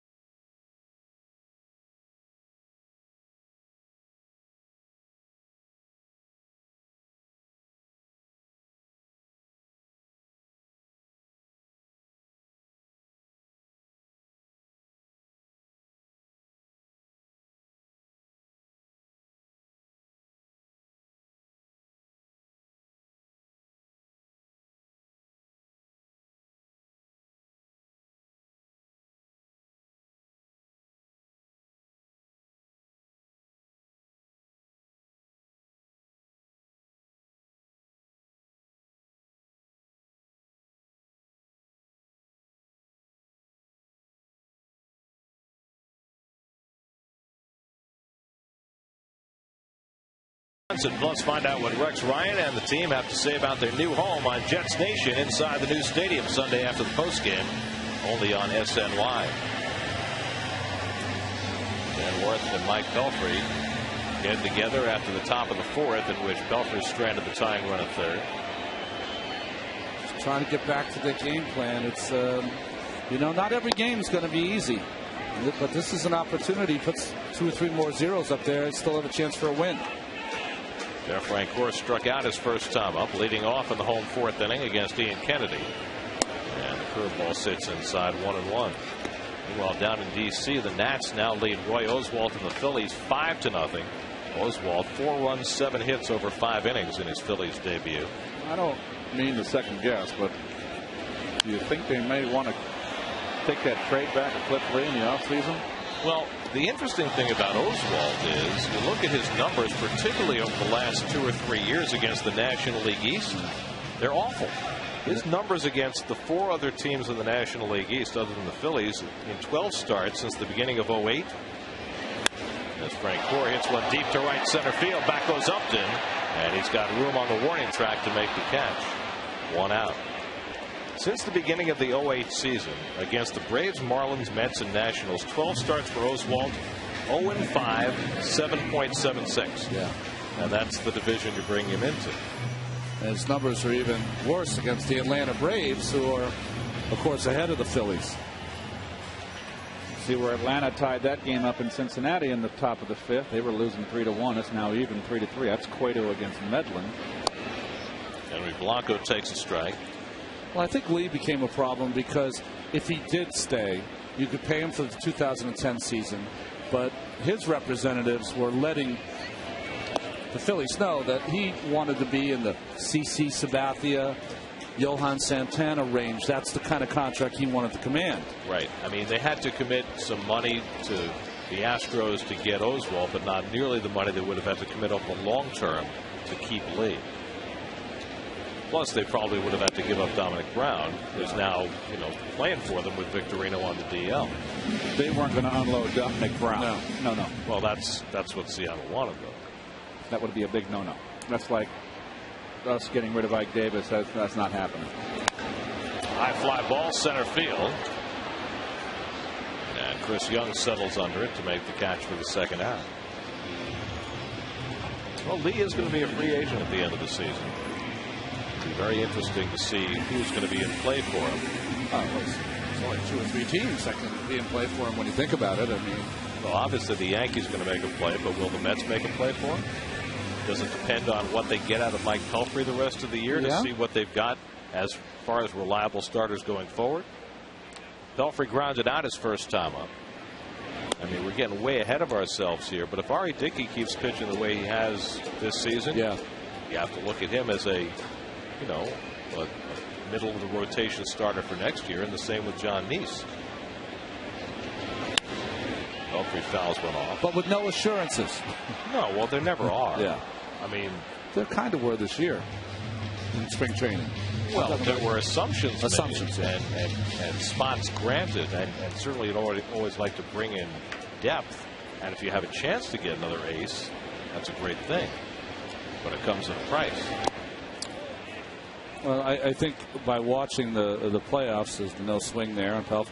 The last few seasons, you see one thing develop, and that the teams that do advance have 2 top-of-the-road starters that can work their way right through you for a 7-game series.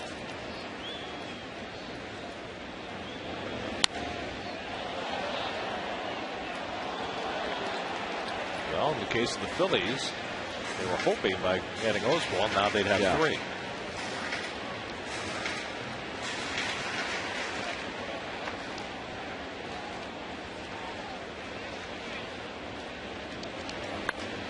I know when I was traded to the Oakland A's, and they were a game out when I was traded in '91 in the pennant race.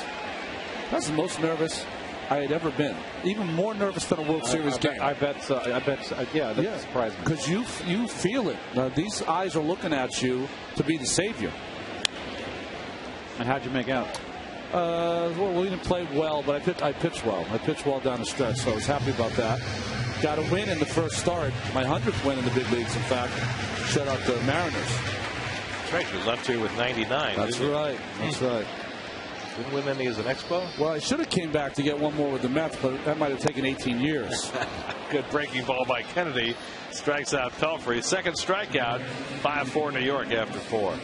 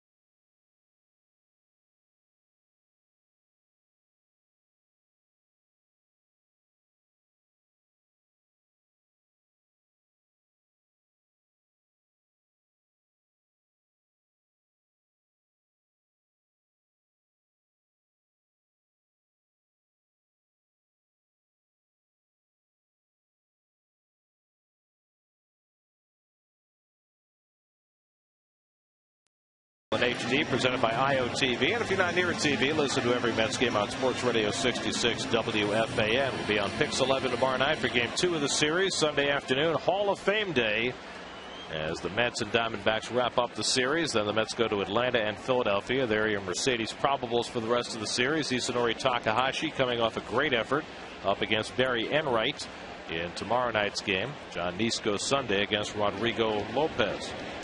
Miguel Montero leads off the 5th inning for Arizona. Montero 2 for 2, singled in a run in the first, doubled and scored a run in the third. Now 7 for 11 against Mike Pelfrey.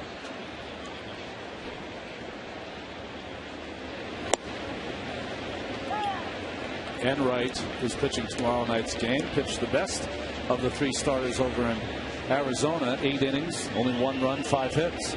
Third starter the Mets faced in that series was Dan Herron.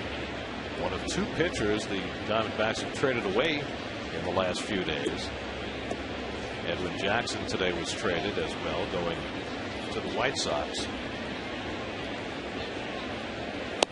I mean, there's not many pitchers that throw a no-hitter and are traded in the same season. Well, look at how many times Jackson's been dealt already in his career since he came up with the Dodgers. Dodgers, Tampa Bay, Detroit, Arizona, Chicago. Was he 25 years old? 3-2 now to Montero. Going to get a complex. Nobody likes me. Or maybe everybody likes him. People keep trading for him. That's right. You have to look at it that way, don't you? And Montero down swinging. 94 miles an hour from Pelfrey. That's his 4th strikeout. He's gotten 3 of the last 4 batters. This country hardball here as he just blew this ball past Montero.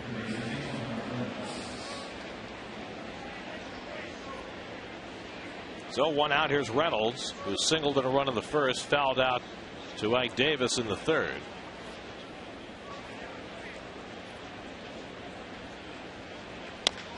Slow ground ball, and in comes David Wright to field. And makes a nice throw to get him 2 out.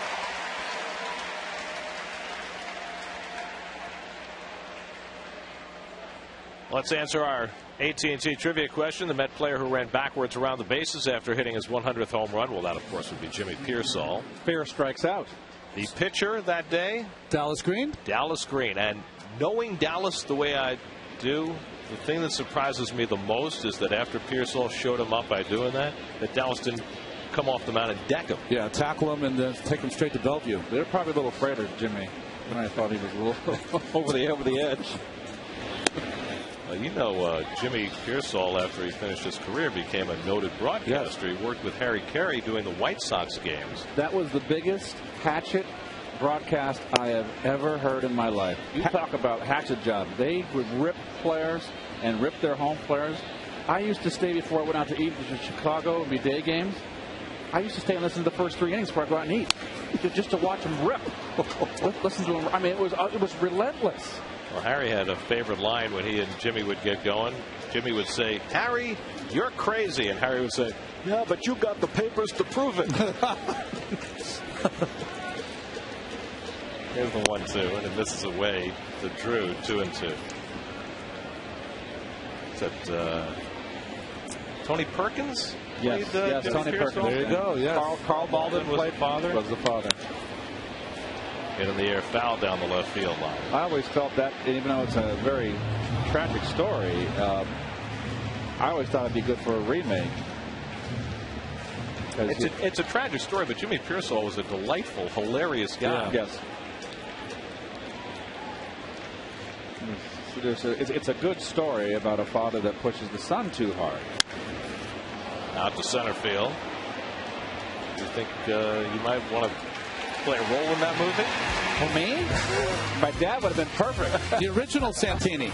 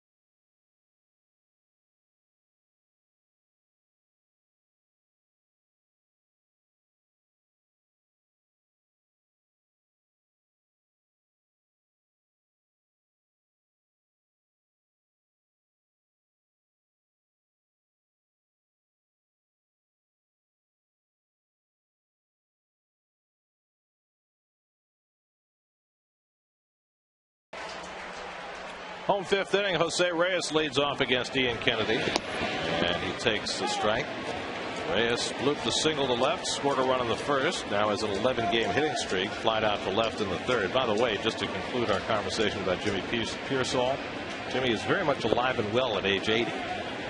Nice. I didn't mean to imply that he was no longer with us. I think I referred to him in past tense.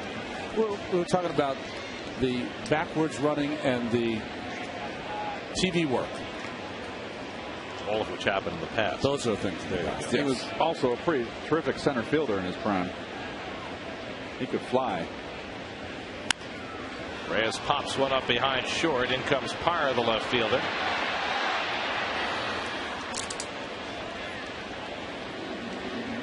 So Ian Kennedy's now retired the leadoff hitter for the first 5 innings.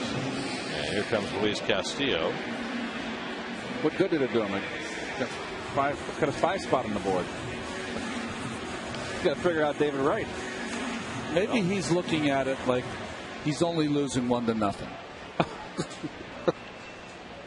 that what you're supposed to do? Yeah. Castillo's 0 for 1. He drew a walk and scored a run in the first inning. Conceivably, with David Wright not in the lineup, he could be throwing a shutout.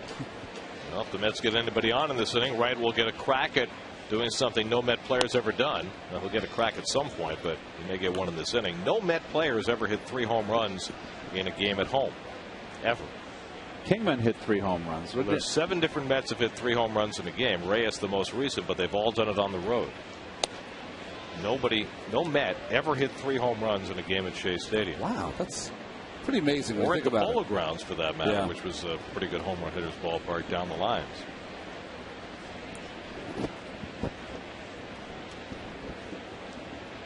And the thing about David's 2 home runs tonight, there's been little doubt about either one. Crushed one deep in the seats and left, and then we'll hit one out in the black in center field.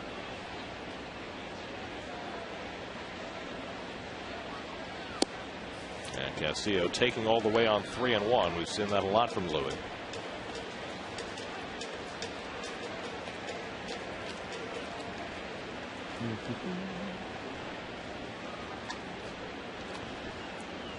Kennedy's 3-2 and a check swing foul. There's nobody up in the Mets bullpen, although Raul Valdez was throwing all during the top of the 5th. Pelfrey's thrown 103 pitches through 5 innings. Well, I think that with the last 2 innings, I think they want to get it seems like he's getting a rhythm. They want to run him back out there and make this a positive outing for him. I tell you, though, if I were the Kirk Gibson Arizona manager, I'd have a right-hander who can strike out people and throw hard, just getting loose, just in case Kennedy runs into trouble here. He gets a couple people on in front of Wright. I know it's early in the game, but Wright has proven that Kennedy doesn't have the pitches to get him out.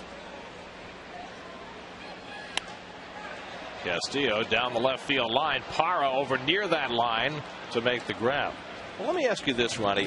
If you're Kirk Gibson managing the last place Arizona Diamondbacks, who have no chance of doing anything this year, do you manage the game differently than Jerry Manuel, who has to manage every game to win right now? Well, just in terms of developing your young pitcher? No, I don't, because Kirk Gibson's looking for a job beyond this year. And I think he wants to manage and put up some wins on the board. Now, remember, I'm saying this about Kennedy, a guy they took out after 85 pitches in 5 innings in his start against the Mets. So they're not averse to taking him out early in the game to try to control his innings. All one to Angel Pagano, walked and scored in front of Wright's home run in the 3rd. Well, I think come the September call-ups, or if they make some call-ups in August, he'll be told by the front office to play some young players.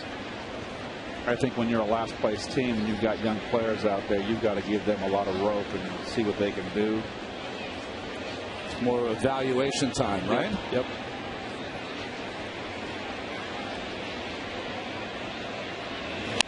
Arizona's going nowhere. They're out of this. Well, and the thing about Arizona is they have a young core of players that's been together for a number of years now, and they made a great run to the postseason in 2007, wound up in the National League Championship Series, but those players have not really progressed. Although Chris Young is playing a lot better this year, almost mirroring his rookie campaign. You know, a lot of success early as a team with young players. Sometimes you get that big league itis and you figure that's going to happen every year. Whether you play hard or not, does not. 2-2 to Pagan.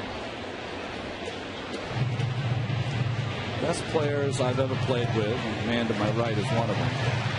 You grind it out every single day. It's not pomp and circumstance. Sometimes it's mud and tears that get you through seasons.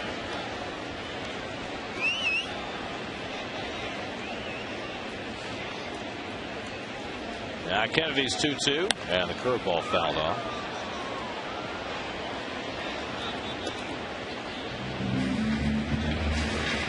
By the way, David Wright with his 5 RBIs tonight. First Met to drive in 5 in a game this year.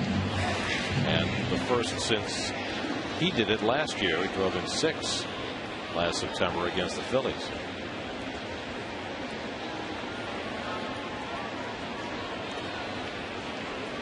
There's the bat. There's his autograph. Gives the W 310. in there for a call strike 3. Pagan down looking at the curve. So Wright will lead off in the next inning instead. Kennedy has his 3rd strikeout.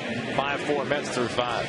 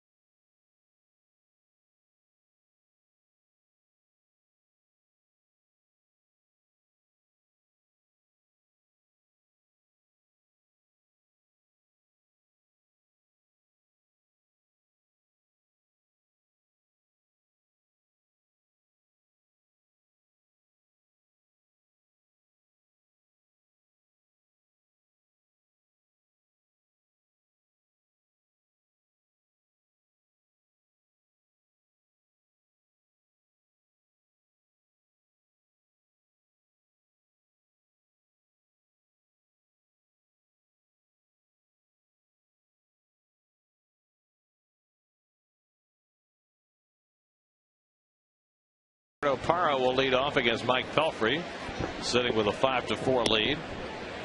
Parra takes a strike. He's 0 for 2. Angel Pagan made a fine catch in foul territory up against the sidewall with his back turned to retire Parra in the 3rd. Ian Kennedy has come out on deck for the Diamondbacks. And there's nobody throwing in the Arizona bullpen, so it looks like Kennedy's going to stay on. Parra drives one to left. Chasing down is Pagan to make the grab. Angel got a good break on that ball. 1 out. As he always does, and he just tracks this one. This was double written all over it. Piece of cake Parra for drives Angel. one to left. Chasing down is Pagan. You know what's interesting about Pagan in left field? He goes back on the ball and he goes to foul territory better than he comes in on the baseball. There's been a couple that have dropped in front of him. Tough plays. But he looks much more comfortable going back on the baseball. Kennedy's 0 for 2, struck out and grounded out. Well, Pagan played the first half of the season almost exclusively in center field. Kennedy hits one down the right field line, and Frank Cora watches it go out play foul. I think just the different angle on the bat and his 3rd position playing, I think he just wants to be careful. Ooh, very nice. Wow. That's an outstanding grab. Beautiful. There you go. That is great. Sign him up. Always bring your glove to the game. You never know. Huh. You'll never forget that. Not forever. Reyes gets in front of it, but boots it. And Kennedy's on the air. Routine ground ball for Jose Reyes. And now the tying runs aboard. Just did not have the lateral movement and was not down low enough. He was kind of like he fielded that ball kind of like he was on stilts. 9th error of the year for Reyes. Well, it's like you were saying before about Mark Reynolds. Every once in a while, if you put a ball in play, somebody might make an error and a good thing happens. You got a pitcher at the plate. Instead of striking out, puts it in play, and now the Diamondbacks have the tying run on. Here's Chris Young, who singled and doubled, stolen a base, 2 for 3.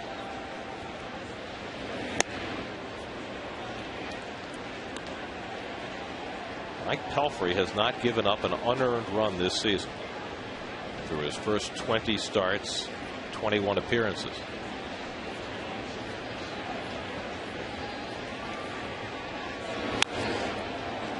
Mets on the whole have been a very solid defensive team this year.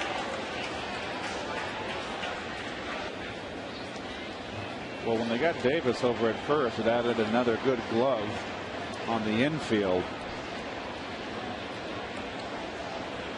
Guy that can scoop well, gives the confidence to his infielders on their throws. David Wright's thrown much better since Ike has come aboard. By the way, speaking of the addition of Ike Davis, did you see that the Mets traded away Mike Jacobs? Yes, I did see that. To Toronto. Yeah. He can add to the home run numbers over there with the Blue Jays.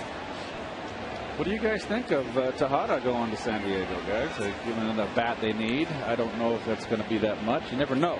I don't know how much he has left. Yeah, I think they're going to move him around in the infield, play a little short.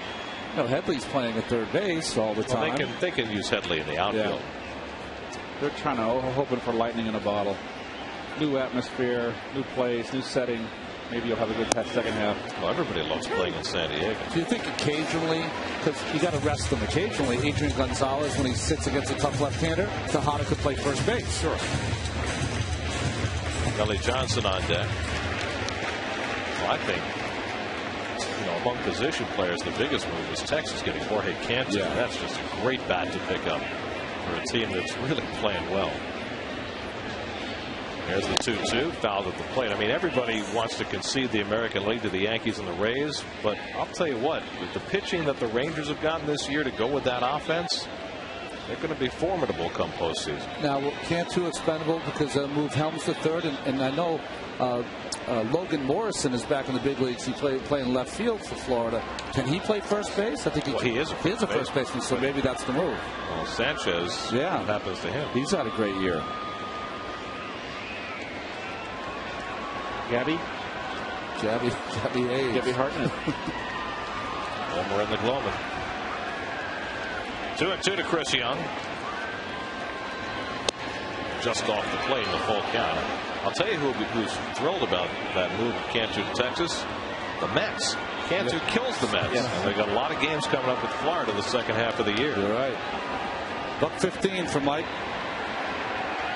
His career high is 119 pitches. He did that earlier this year against Washington. 3-2. Runner not going, and it's fouled. Young coming out of the batter's box. So Jerry Manuel going the extra mile with Pelfrey, who got off to another very rough start tonight as Raul Valdez throws in the bullpen, but had retired 7 batters in a row, and it should have been 8 but for the Reyes error. Got to be careful here with Young. Got to stay away and down. He tried to come inside. He's got a very quick bat when he knows the fastball is coming. Very quick inside. High ball hitter. 3-2. Pounded foul.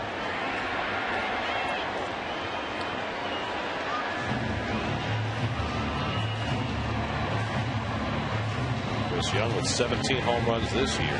32 his rookie season back in 07.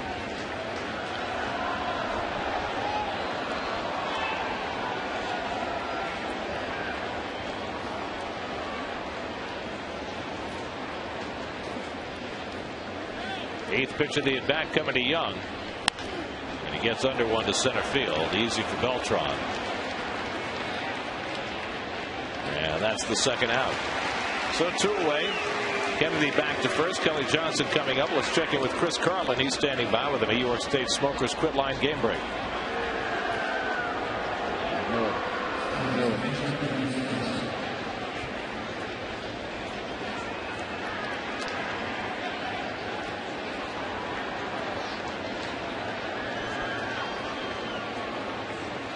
I agree with this.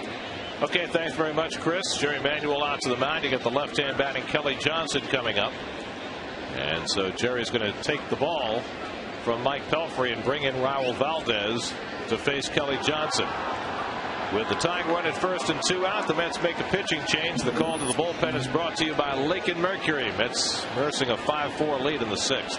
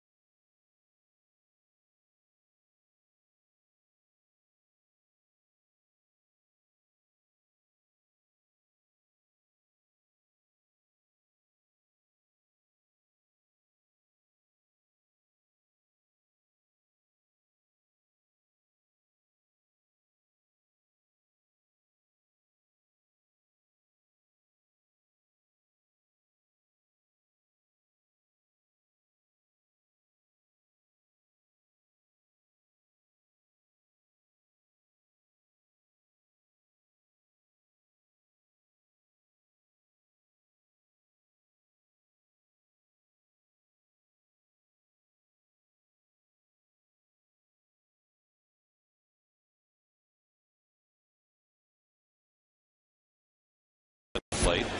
Well, he has been so reliable for the Mets. He can go long relief, short relief, good breaking ball there. Looked like a strike.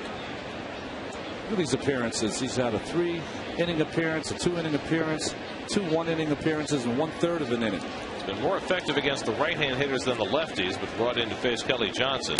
And he throws a fastball by him, 1-1.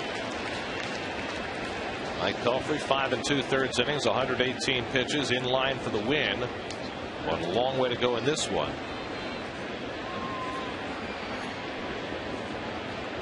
Johnson 1 for 2, and he hits one in the air to center field, chasing Beltran back, way back near the wall, and it's out of here.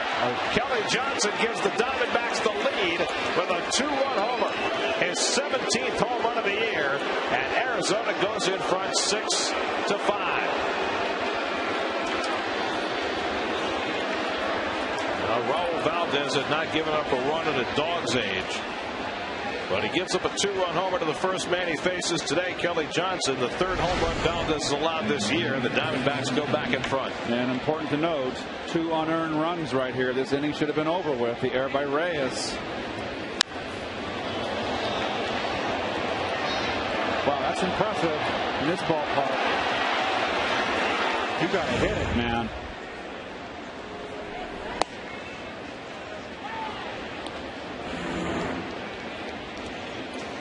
Well, we've seen a lot of pitches tonight that have split the plate, thigh high. This club is number 3 in the National League with long ball. And I think maybe that's part of their strength and part of their problem is that the long ball is first and foremost on the top of their minds, maybe in the top of Mike's mind right now. 17 home runs for Kelly Johnson, a new career high. He had 16 with the Braves in 2007. A little better ballpark, 81 games at home to hit home runs. But this ballpark to do that, that's impressive. Well, Valdez, remember, gave up a game-winning grand slam to Adrian Gonzalez in San Diego, 2nd of June. This is the first home run he's allowed since. And a very damaging one. 2-2 now to Upton. Now, Garrett, I got to ask a question scorekeeping wise. Does that count as an earned run to the relief pitcher, Valdez? It's very interesting you asked that, because it counts as an unearned run against the team, but an earned run against Valdez. Upton follows with a base hit. The theory is it's an unearned run against the team because the inning should have been over, but the relief pitcher does not get the quote-unquote benefit of the error as far as the scoring is concerned. So Valdez has come in and given up back-to-back hits. And now he'll take on Adam LaRoche with 2 out and a runner at first. And bullpen stirring around a little bit. Nobody throwing yet. But that could change momentarily. And it will with Manny Acosta set to grab a baseball. Thank you, Nemo.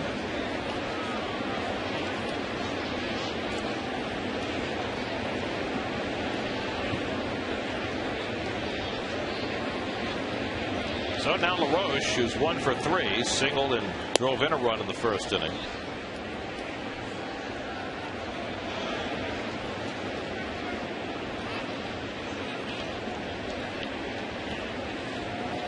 Look for Upton to try to swipe the base here. 13 steals on the year for Justin Upton. There's a strike.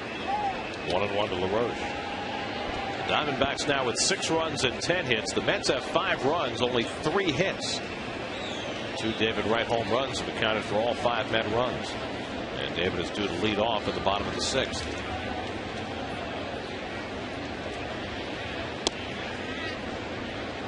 Off the plate, 2-1. Upton with that base hit a moment ago now is a 15-game hitting streak for Arizona.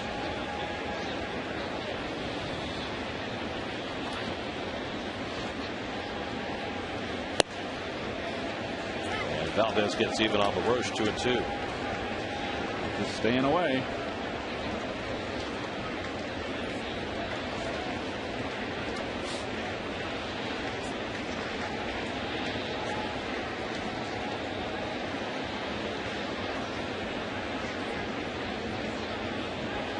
Not a very big lead for Upton. And LaRoche dunks one into shallow right. That's a base hit. Up into second. He'll stop there against Francoeur.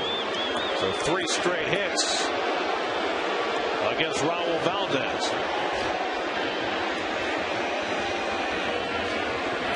So Valdez, who has been so good over the last couple of weeks in long, steady outings, not tonight.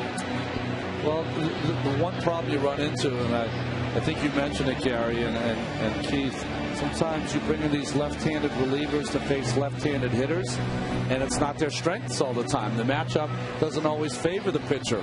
Valdez has always had, since he's been with the Mets, with that changeable way and breaking ball back door, he's had a little more success against the right-handed hitter. Every weekday on SNY, get on the New York Sports Local for all your New York sports needs with diverse personalities, debating the top sports stories of the day, plus exclusive interviews and special guests on Daily News Live, Wheelhouse, and Loudmouths, all part of the New York Sports Local, weekdays starting at 5 on SNY. So now Miguel Montero, another left-hand batter for Valdez to face as Acosta continues to throw in the bullpen. Montero 2 for 3 today. And he drives one in the air to deep right field. Francoeur looking up, and that ball is out of here. Off the Pepsi porch, a 3-run homer for Miguel Montero. The second home run of the inning for the Diamondbacks off Raul Valdez. And Arizona now leads it 9-5.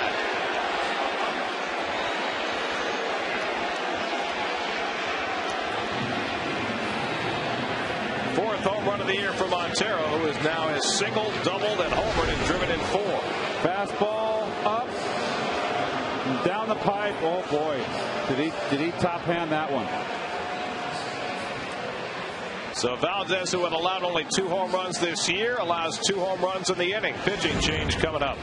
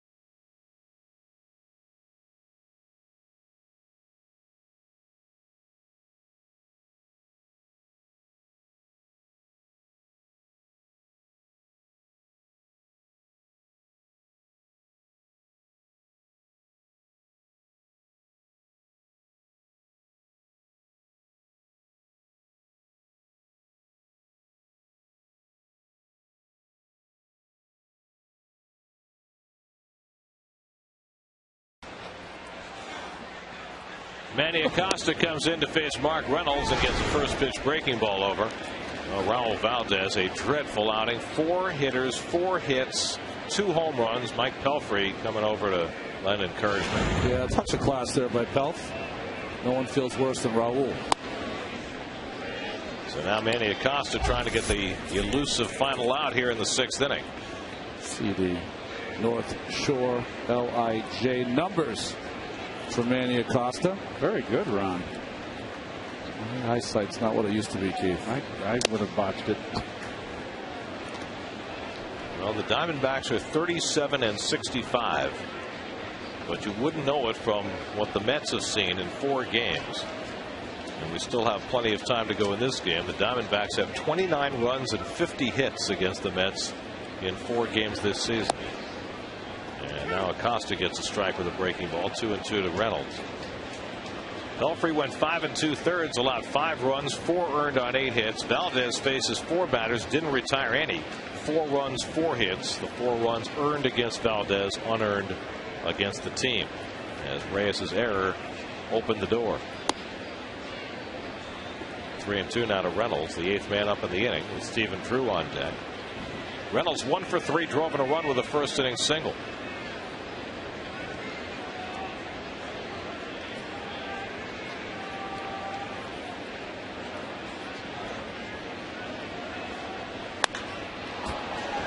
That's a quick bat right there. A little bit too quick. I think he was sitting on a fastball. Met pitching has been so good of late, even as the team has struggled. Since the 6th of July, coming into tonight, Met pitchers had a 3.11 ERA, but were 6-13 over that stretch. But tonight getting hammered. In there for a call, strike 3. Breaking ball from Acosta gets Reynolds to end the inning. A 5-run inning for the Diamondbacks, and now the Mets try and fight back. David Wright trying to become the first Met ever to hit 3 home runs in a home game. He'll lead off in the bottom of the 6th.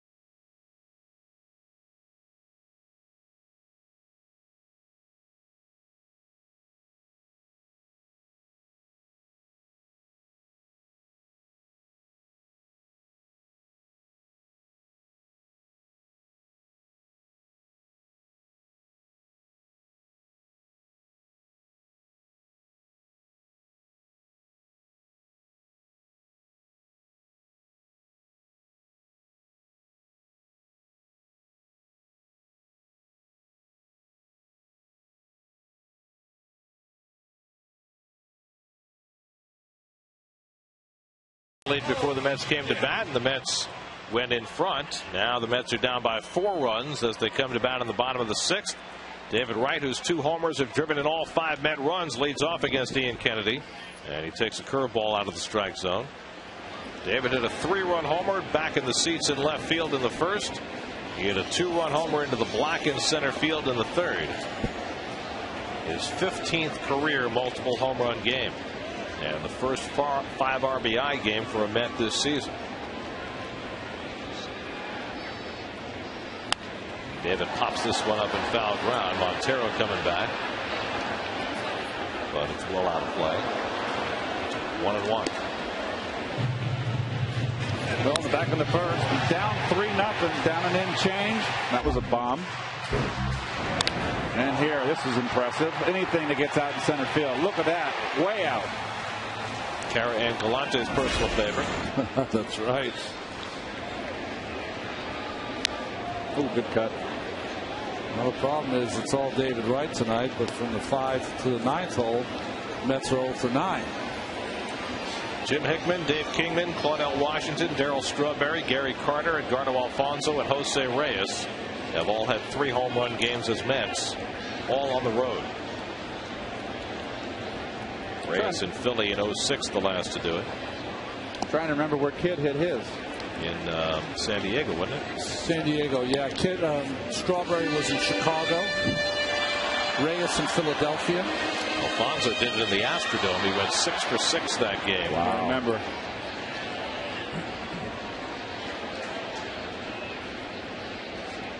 Two to Wright. Struck him out with a high fastball. So Ian Kennedy has his 4th strikeout of the night. He's now set down 8 in a row. Boy, he added on to this fastball up in the strike zone, Keith. And that's what he should do more of. He's sneaky. I just thought David swung, and see, I said swing again. Worked for Dizzy Dean. Not for me. I've been making up words this homestand too, so it happens. It's a long year. Got 58 left too. We got to really, stay with it. Can't be slipping. After today, 59. Oh, really? So don't slack. 1-1 to Beltran is grounded out and walked.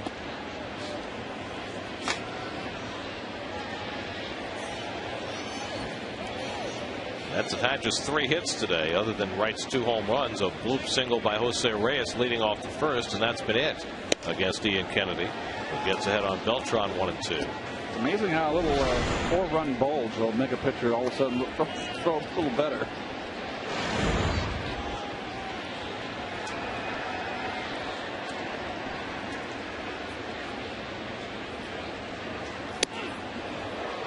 Well, that's one thing that Kennedy has done better as he's moved along the game.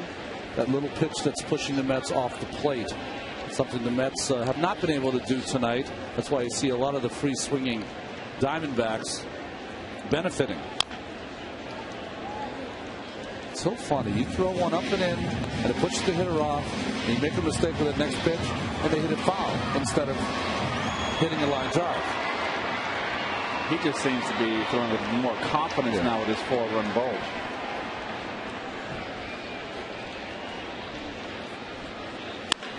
Pulled down to first, booted by LaRoche, and Beltran is aboard. It'll be an error on Adam LaRoche, normally a sure-handed fielder. Really surprising here. Ball came up, but he a little off to the side instead of his body. Yeah, side saddle, right? Instead of being completely in front. 9th error for LaRoche this year. That's surprising. So the Mets have a 1-out base runner for Ike Davis. Hey, we chronicled the difficult time that Roy Oswalt had in his Phillies debut tonight. Oswalt traded for Jay Happ, who's starting for Houston tonight. Happ's allowed no runs and 1 hit through 5. Wow. Against Milwaukee, and has a 4-0 lead. You never know. Well, the Diamondbacks benefited from an error in the last inning. Let's see if the Mets can do the same. Ike has flied out twice to left and to center. 0 for 2. Started the night with a 6-game hitting streak. 3-run homer yesterday. And a 4-run lead. With 2 changes behind 2-0. Last time at bat, Ike Davis flew out to center field on the first pitch fastball and came out of his shoes on the swing. Gotta believe he's going to get one here.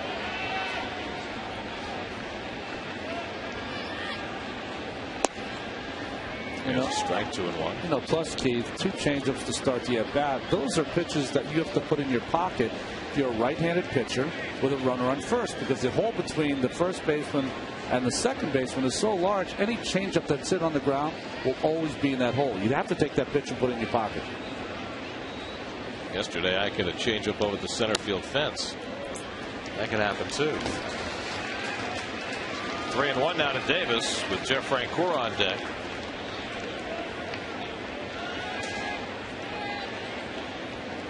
Nobody up.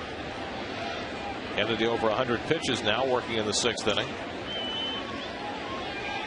On 3-1, Davis swings and fouls one off. 3-2.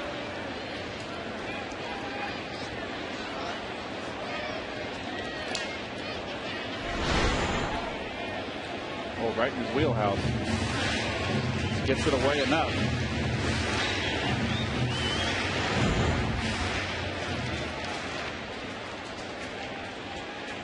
He might be more do what he did to David right here. Come up the ladder. That fastball upstairs. Throw Ike downstairs. He's looking for trouble. on the left field side and slicing away foul.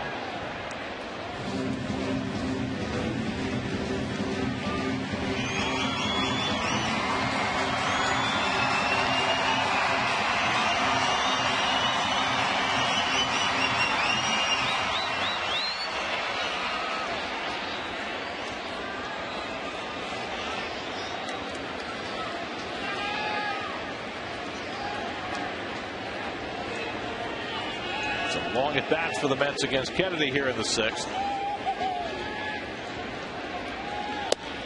And Davis ends this one by drawing a walk. So now the Mets have 2 men on. 4th walk of the night issued by Kennedy, who had 9 walks in a game earlier this season. Mel Stottlemyre Jr., the pitching coach, is going to go out to visit him. And he just told Kirk Gibson who he would like to get up in the bullpen as he's going to go out to talk to the young Kennedy. Interestingly, they're getting a lefty up in view of the fact that the Mets have a predominantly left-hand batting bench. Francoeur, the 7-hitter, coming up. Then you got Blanco in the pitcher spot. New York Mets baseball on SNY is brought to you by Acura, by New York's 529 College Savings Program, and by Suzuki in the amazing new Kizashi midsize sports sedan. Suzuki, the power of engineering. Mets today placed Jason Bay on the disabled list and recalled Jesus Feliciano. Jordan Norberto up in the bullpen, a left-hander for Arizona. So the Mets have 4 lefties on the bench. The only right-handed bat is Mike Hessman. So here's Francoeur, who went very deep to right his last time up, sending Upton back on the warning track. 0 for his last 13. His last hit was a 3-run homer. He bats here with 2 men on. Pops the first pitch up, and it's playable for LaRoche in foul ground. That's the 2nd out. So now do you hit for Blanco? Looks like Jerry Manuel's going to do exactly that. But rather than send up Josh Tolle, who's going to have to use anyway, he'll use an extra player looking for the home run ball from Chris Carter. Yes.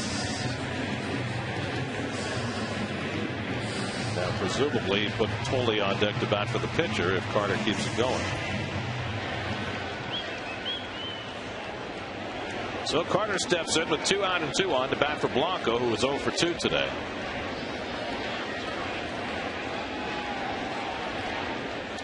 And it skips him at his feet. It's 1-0. I don't know how that didn't hit him. I don't know how Montero made that play.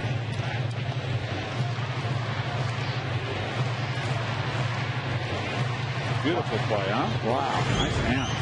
Glove turned the wrong way and still made the play. There's Tolle out on deck.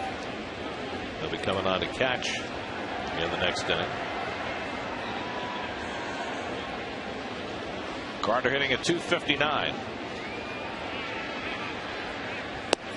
And the animal takes a strike, 1-1. Well, 3-run home run by Davis won that ball game for the Mets. 3-run home runs have been a friend to Chris Carter this season. A couple of them in Baltimore for his only 2 home runs of the year. 7 for 29 as a pinch hitter.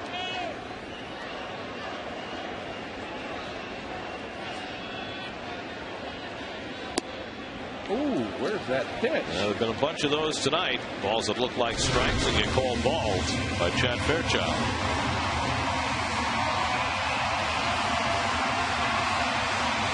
Split the plate. Fairchild must have seen it as low. It's been a hitter's kind of a night as a consequence. 9-5 game in the 6th. Montero setting up inside, and it misses inside. Now it's 3-1 to Carter. If Carter gets on, the Mets will get the tying run to the plate after falling 4 runs behind. Kirk Gibson sticking with his starter, who's allowed just 3 hits. Now Mike Hessman has replaced Tolle in the on-deck circle. Because if you put Tolle up there and they bring in the lefty, you have to leave Tolle in because he's going to have to catch, with the Mets carrying only 2 catchers. Bringing in the heavy artillery. And Kirk Gibson making note of that. Pedro Feliciano getting up in the Mets bullpen. 3-1 now to Carter with 2 men aboard. And Chris fouls it back. He doesn't much swing as he just unwinds. Never seen anybody swing and almost lose their balance. How do you do that? Do it again if you could put it in the seats. Yep. More of a pounce than a swing. And big Mike Hessman on deck. Now the runners will take off. Beltran at second. Davis at first with 3 and 2 and 2 down. And Carter taps one to the right side. Kelly Johnson to his right makes the off balance toss on target. And Kennedy gets out of trouble in the 6th inning. Through 6 at Citi Field, the Diamondbacks up 9-5.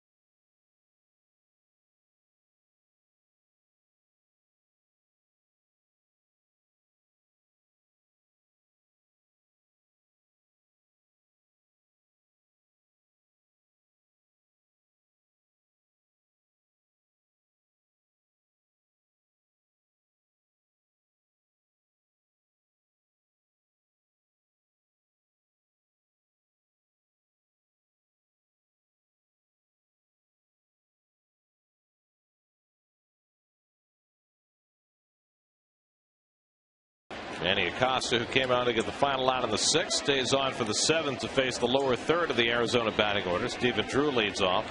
Drew doubled in a run in the 3rd inning for the Diamondbacks. At the time, it gave them a 4-3 lead. Mets came back to grab the lead on a 2-run homer by David Wright in the bottom of that 3rd. And it stayed that way until the 6th, when a 2-run homer by Kelly Johnson and a 3-run shot by Miguel Montero put the Diamondbacks up 9-5. Who said this isn't a hitter's ballpark? It has been tonight, hasn't it? Meanwhile, Manny Acosta, since coming back from the minor leagues, has shown off 3 pretty good pitches. Yeah, his secondary pitches have improved. His curveball and his change. He's throwing them for strikes.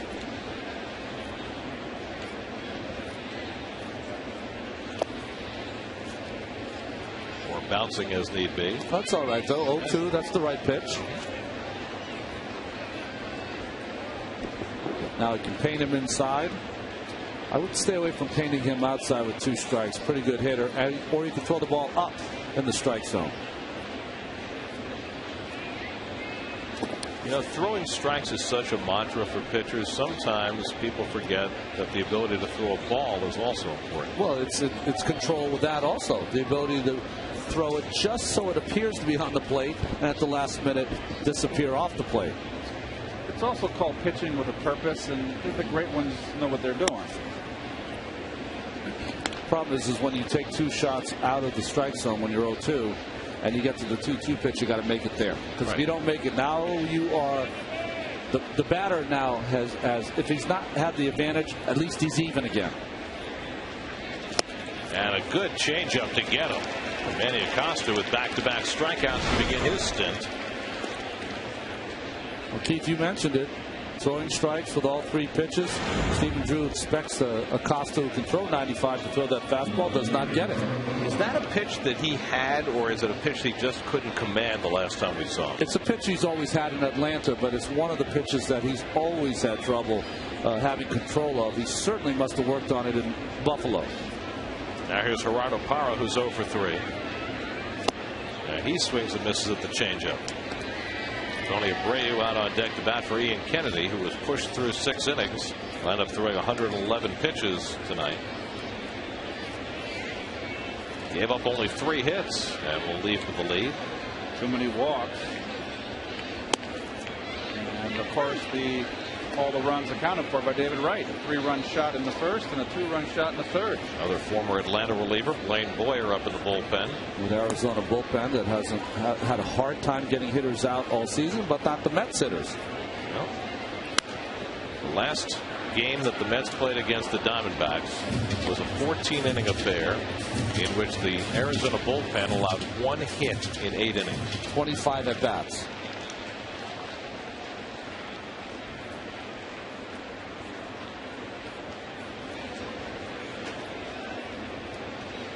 Acosta had 0-2, and he gets him swinging. 3 batters, 3 strikeouts for Manny Acosta. 2 out and nobody on. Likes his changeup tonight. Oh, that's a breaking ball, excuse me. Well, I believe that the pitching coach in AAA is Ricky Bones. And sometimes when you get these, Manny Acosta's been a hard thrower his entire career. A guy that has been known to blow away people with that 95-mile-an-hour gas. But sometimes you get to a point in your career where you can't get people out with just your fastball, and he's come back with a purpose and 3 more pitches. Now Tony Abreu to pitch it, former Dodgers prospect, fouls one back. Abreu has been beset by injuries the last few years, a switch hitter. Just 4 for 27 as a pinch hitter this year.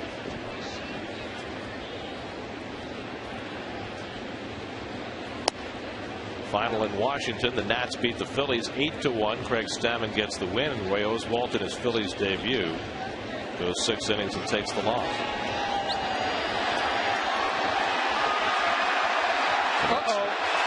Now we have somebody running on the field, and we're obviously not going to show them.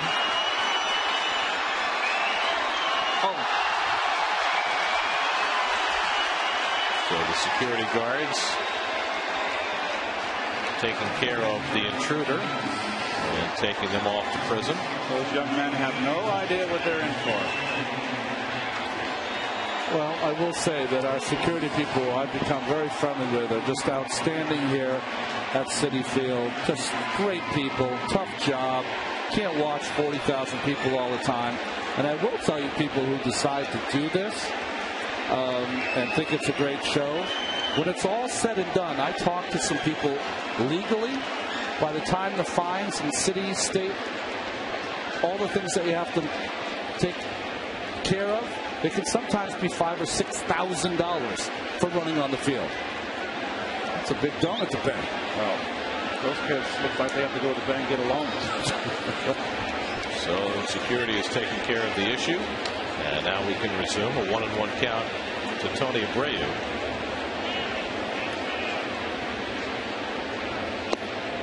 Acosta misses low, 2 balls and a strike. So the Nationals winning tonight 8-1. That snaps the Phillies' 8-game winning streak. They had gone from 7 games back to 2.5 games back in a week.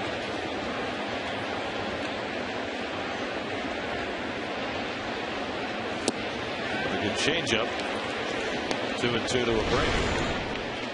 Did broadcasting, baseball, or any other sports, they used to show the people that ran on the field? I remember as a kid watching people run on the field. Maybe 25, 30 years ago, but not for a long time, because the determination was made that showing people running on the field encouraged more people to do it. It was kind of vogue back in the 70s. Especially during the streaking era. The streaking era, exactly. You know, they call you the streak. Guy streaked across the field opening day at Outline Field for Mets Cardinals. I forget what year. Dave Schneck came out of right field and just killed the guy. Was that the occasion? Was Yogi Berra managing at the time? They asked Yogi, was it a man or a woman who streaked across the field? They said, I don't know. He wasn't wearing any clothes. Right. That was it. Dave Stepp was playing right field, our center, and he came and tackled that guy like Carl Kosolki. Nice. And that's a vintage reference. Minnesota Vikings. Well, what an outing for Manny Acosta. He strikes out the side in the 7th. 4 consecutive strikeouts for Manny.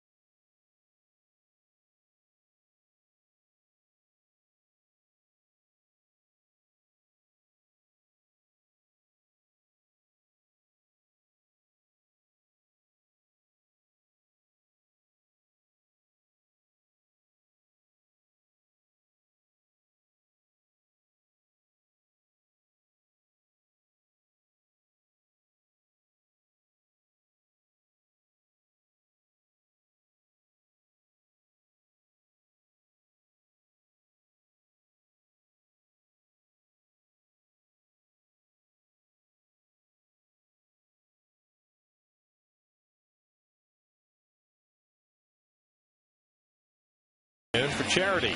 Your donation includes food, beverage, and a ticket for that night's game against the Diamondbacks. Get to Mets.com/Hall of Fame. Call 718-807-4074 now, or head to the Seaver VIP entrance tomorrow starting at 1 p.m.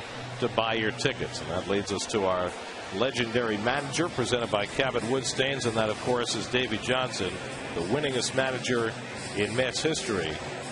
90-plus victories each of his first 5 seasons, the only National League manager to do that. And of course, not only won a championship in the International League, but won one in the major leagues as well. That's right.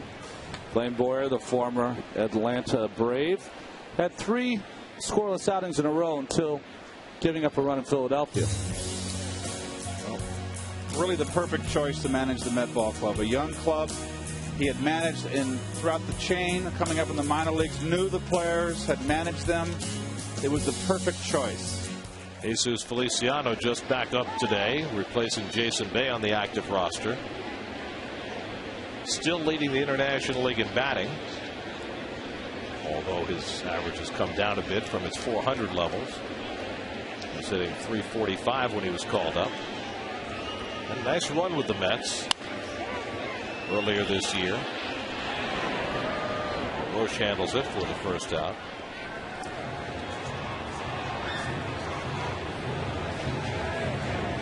I often got the impression, watching Davey Johnson from afar, that he put a lot of faith in his players' ability to police themselves. Well, it's not only that. Yeah, that's part of it. And occasionally unwisely doing that. But the Zummer descends in the bullpen. I think the big thing on the field, off the field, people can say what they want. But on the field, he treated you like a man. Reyes flares one over third, and that's a base hit. They'll take the turn, head for second, tracked down by Drew. His throw is not in time, and Reyes has a 2-base hit. Well, a couple of bloops today have led to 2 hits for Jose, a single and now a double. Well, when you're hot, you're hot. He's had 2 dorks. You were right down the left field line. Had a couple at his homestand. When he can fly, I think not to worry about his legs anymore. They're back. To finish up on Davey, Keith was saying that he had a really Jose Reyes safe at second. Safe and secure. New York life. Proceed. Sorry about that. Finish up with Davey. Keith was saying something interesting, saying that he really knew all the personnel. And then in game, he had a lot of confidence that he could really make moves to put people in the right position to be successful. That was, I think, his strength. And that's just going to, oh boy. That's away from Montero, and Reyes over to third. It's almost like it broke the glove of Montero, the webbing. That's just a little mental error right there. There's no excuse for that. No excuse. Fastball.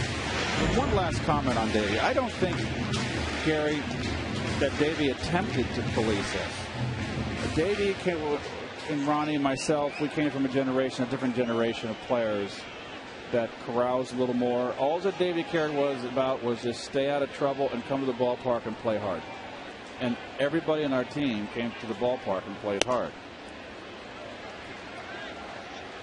So I guess the question is, with a different kind of a group, would he have been as successful? Because, you know, he managed other teams later and had a lot of success in Baltimore and in Cincinnati, and those groups may not have quite had the inner drive that you guys did.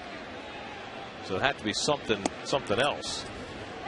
Yeah, well, he had a group of wild stallions, and at some point you had to let him run. And but he also had played in other teams where he had big guys like Cal Ripken Jr. on the field. He could make adjustments. He could manage anybody. Castillo slaps one. Kennedy's got it. He looks Reyes back and throws to first just in time. Boyer making that play. Almost waited a little too long, but gets Castillo for the second out. Well, you see the play for Boyer. What you have to do here is you have to break down, look a little quicker. You don't have to run towards third base. You don't have to make a move there. Just show the ball, turn around, and then make the play to first base. You know, in a 9-5 game, even more importantly, you might not even want to look at third base. If the run scores, just get outs at this point in the game. So now Angel Pagan. Angel is 0 for 2 in a walk. He scored a run today. David Wright, who's already hit 2 home runs today to drive in all 5 Met runs, is on deck.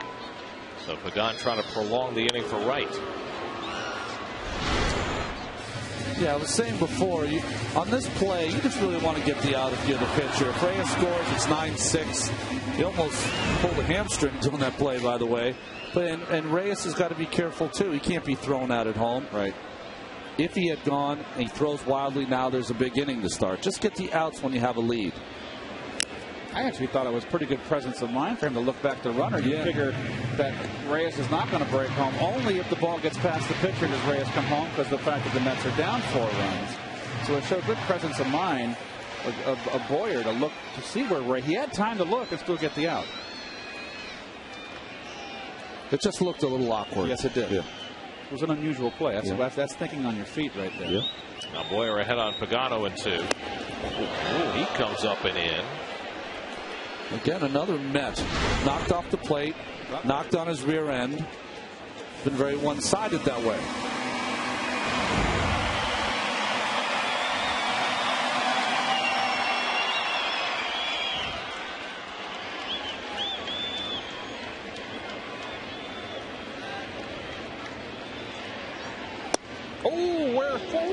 Another strike called the ball. We've seen at least a dozen of those tonight from Chad Fairchild. It's like, Chad, get the eye chart. You're not going to get your umpire GED with this call. Are you thinking that's low? I guess, yeah. I mean, he's been calling that low. Absolutely. Well, the Mets will take it. But an extra life for Pagan on 2-2. And Angel stops with a foul.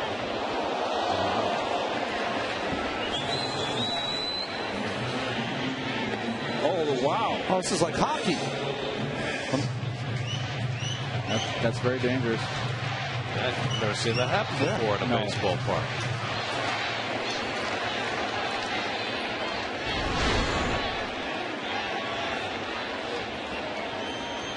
Sometimes the aesthetics of having beautiful glass there cost. Well, it's the plexiglass is there to prevent fans from falling over that railing, but I've never seen that before. In a hockey game, yes, but there you expect it. Got pucks and shoulders and pads crashing into the boards. Give that police officer a glove. He's going to have to protect that now. Boy, he just got out of the way. You know what happens when you do that in the backyard? Everybody runs. By the way, Gary, I love those sound effects. 2-2 to Pagan. And the breaking ball hit the other way, base hit. That brings home a run. Reyes is in, and Angel Pagan has been the best all year for the Mets with runners in scoring position. Comes through again to cut the Diamondback lead to 9-6.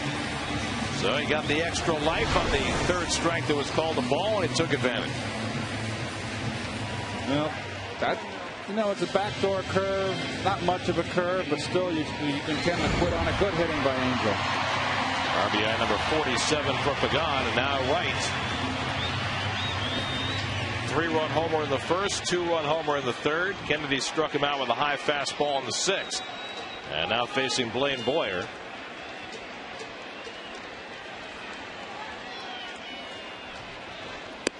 David is 2 for 6 in his career against Boyer without a home run. David has hit a home run to tie the game. He's hit a home run to put the Mets 1 up. Can he hit a home run to put him 1 down?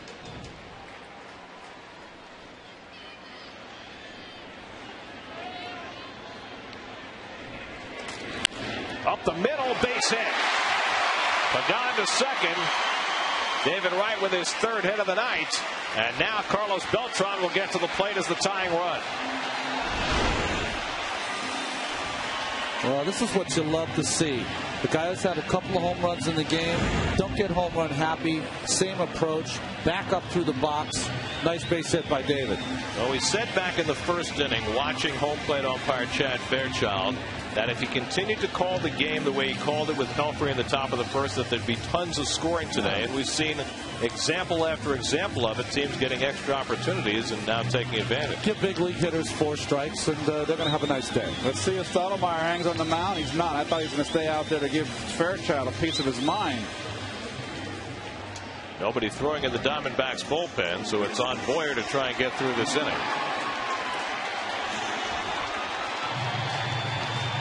Beltran tonight is 0 for 2 and a walk. Robbed of a base hit on a fine play by Kelly Johnson back in the first. Walked in the third, reached on an error by LaRoche in the sixth. Carlos has 1 home run since returning from the disabled list. It came as a right-hand batter. Way outside, 1-0.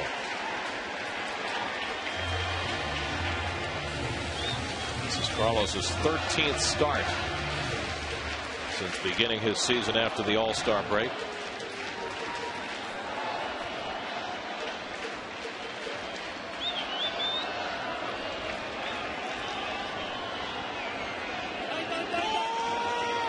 And Carlos asked for time, didn't get it, but it's a ball.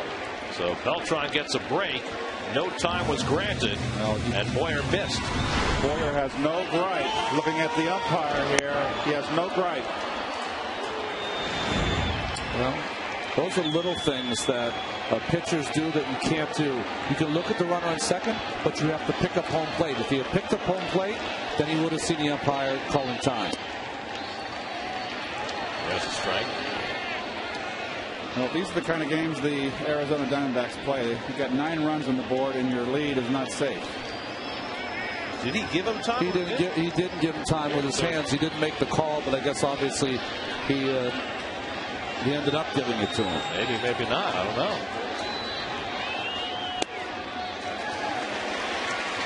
Well, Beltran took a pitch to 2-0. Let's hear the umpire what he said. So he did call time. He just didn't put his arms up. Yeah, he called it. Absolutely. He just got to put the arms up. Okay, so it is 2-1, not 3-1. You can't multitask.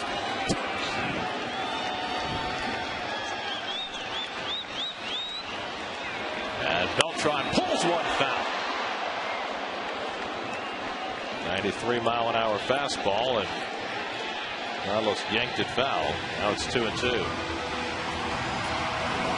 Boy, there's some balls hit awfully hard today, huh? Fair and foul.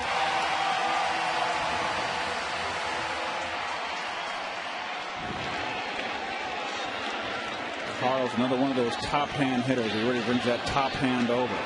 Curveball here, Keith. 2-2. Inside, full count. Oh, boy. I remember playing on teams like this early in my career. A lot of hitting and El Stinko pitching. Be out there on your heels. Pagan and Wright will get set to run. 3-2 and 2 down. And Beltran lifts one to center field. Young started back, now charging in, has time to get there. Side retired. Mets settle for 1 run on Pagan's 2-out RBI single. 9-6 Arizona after 7.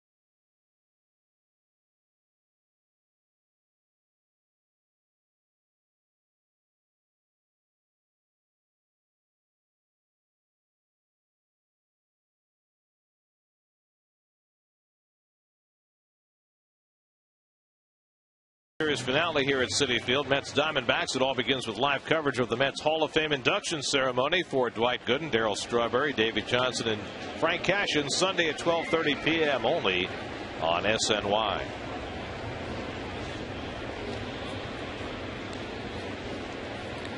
Eighth inning. Elmer descends is on to pitch. It gets one up and in to Young, who was trying to bunt, and they're sending him to first base. It certainly appeared as though he offered at that pitch.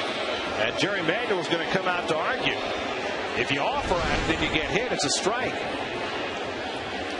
He never pulled the bat back, did he? Yeah, that's a strike. He didn't bring it back quick enough, Gary. He tried to at the end, but he got stuck with it out there. And Jerry wants Chad Fairchild to ask for help from the first base umpire, Eric Cooper. Young is hit by the pitch and takes first base. He can ask for help. Why doesn't he? No, he explained it in a way that Jerry understood. Let's take a look at it on our Coors Light Freeze Cam. What do you think, Keith?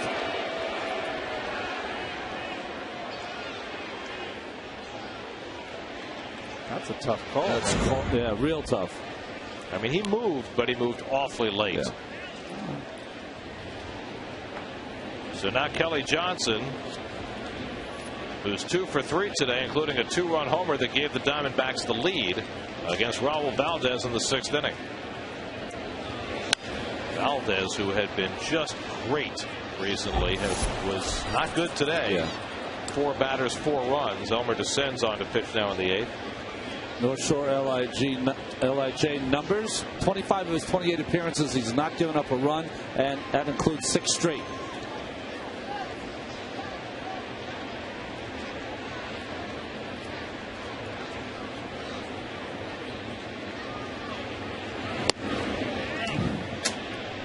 One now to Kelly Johnson.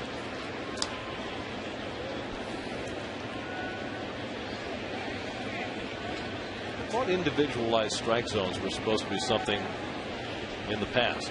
You want to speed up the game, send this game to the commissioner. He can take a walk for over 3 hours at this game.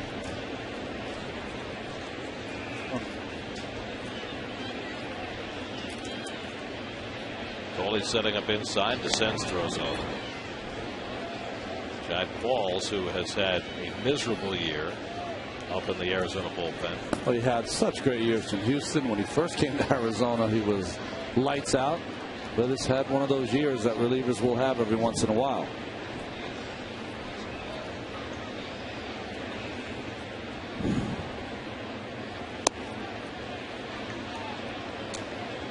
Pedro Feliciano staying ready in the Mets bullpen. Not in to face this left-hand batter, but after Johnson and Upton, you've got 2 left-hand hitters in a row with LaRoche and Montero.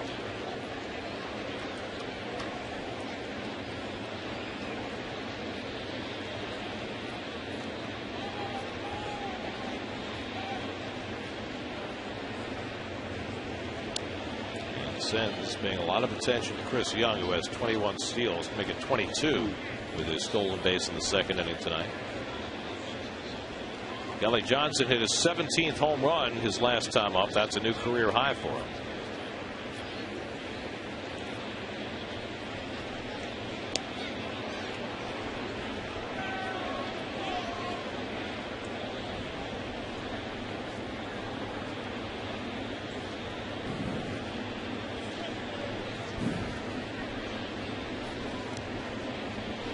Elmer descends, stepping off, throws over, steps off.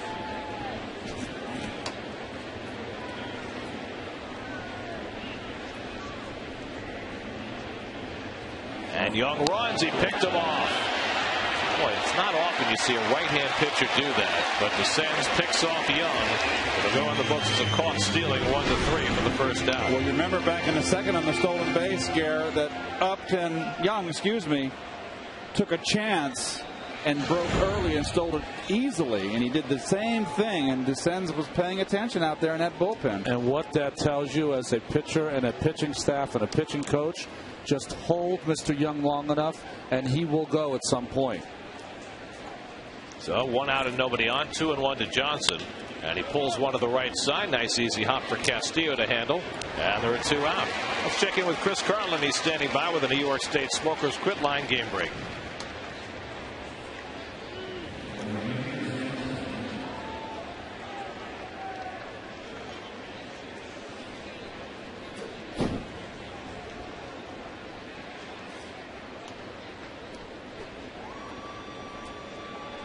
Well, he's having an MVP quality season, no question about that. By the way, Gary, that was off Johnny Venters, who's given up just about nothing for the Braves all season long. Especially the left-hand hitters. Justin Upton takes a strike. Upton is 1 for 3 and a walk. So no victory tonight for Chris Medlin, who had started that game for the Braves. Medlin's pitched well for them. Yeah, he has. Yeah, he's not overpowering. He knows what he's doing out there. Throws strikes.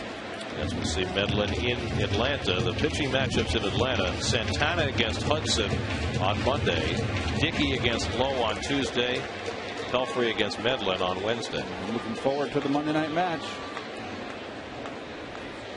0-2 to Upton, and slider off the plate.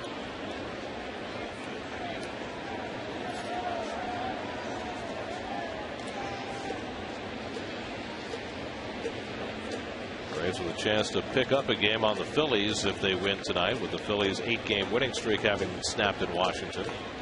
In Roy Oswald's unsuccessful Phillies debut. That's just off the plate. And it's 2-2. Elmer Descends last pitched in the 13-inning game on Wednesday night, worked a hitless inning. Roche on deck. Feliciano getting ready in case he comes up. 2-2 to Upton, and it's ball 3. So after getting ahead 0-2, Descends goes to a full count. Had a few full counts tonight, haven't we? And some very similar at bats, right, by Mr. Upton. He gets down in the count but fights his way back into it. Like a young David Wright. There you go. For whom Justin Upton was once a bat boy. Must have the same hitting coach down there in the Norfolk area. These guys all either played together or knew each other. B.J. Upton and Ryan Zimmerman, Mark Reynolds. And Justin Upton was younger than that whole group and was a mascot / bat boy for the team. And might be better than them all when it's all said and done.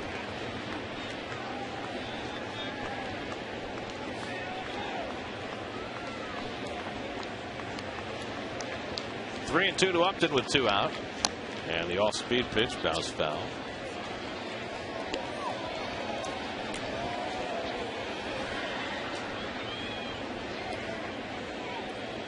The Diamondbacks 9 runs and 12 hits. They got 5 of the runs and 8 of the hits off Mike Pelfrey, who gets a no decision tonight. Raul Valdez on the hook after giving up 4 runs without retiring a batter. Manny Acosta was brilliant, faced 4 batters and struck them all out. And descends, can't quite put away Upton, who hangs in there.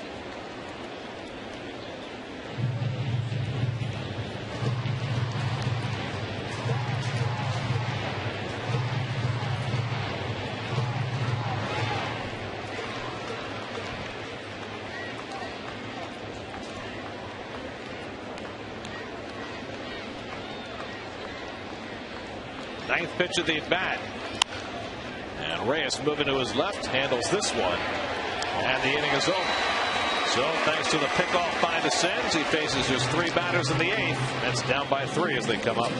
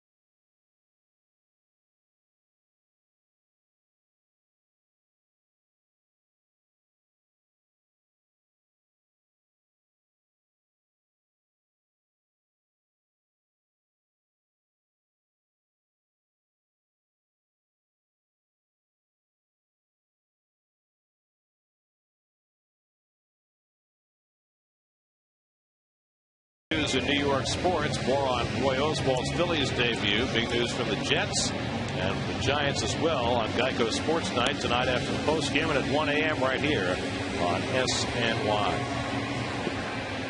Well, the Mets will try and come through against the Arizona bullpen. Chad Qualls has just had a dreadful season. And this is a guy that since 2005 always up there in innings pitched, appearances, wins, holds, all of those things. But of late, been scored on in 10 of his last 16 appearances. His last outing on Tuesday in Philadelphia, he gave up a couple hits, including a home run. And those batting average against numbers are frightening.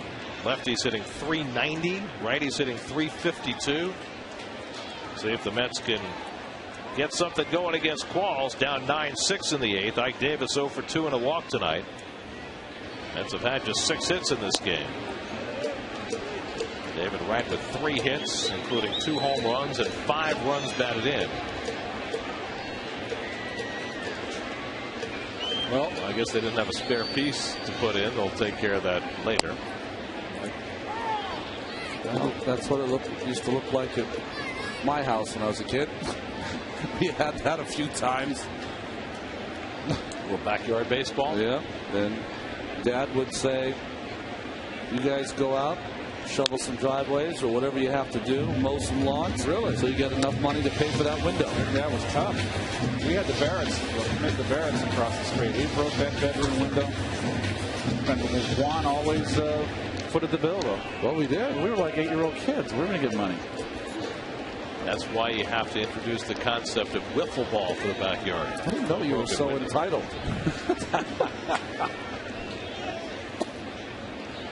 Guess he wasn't really the great Santini. That's right. Yes.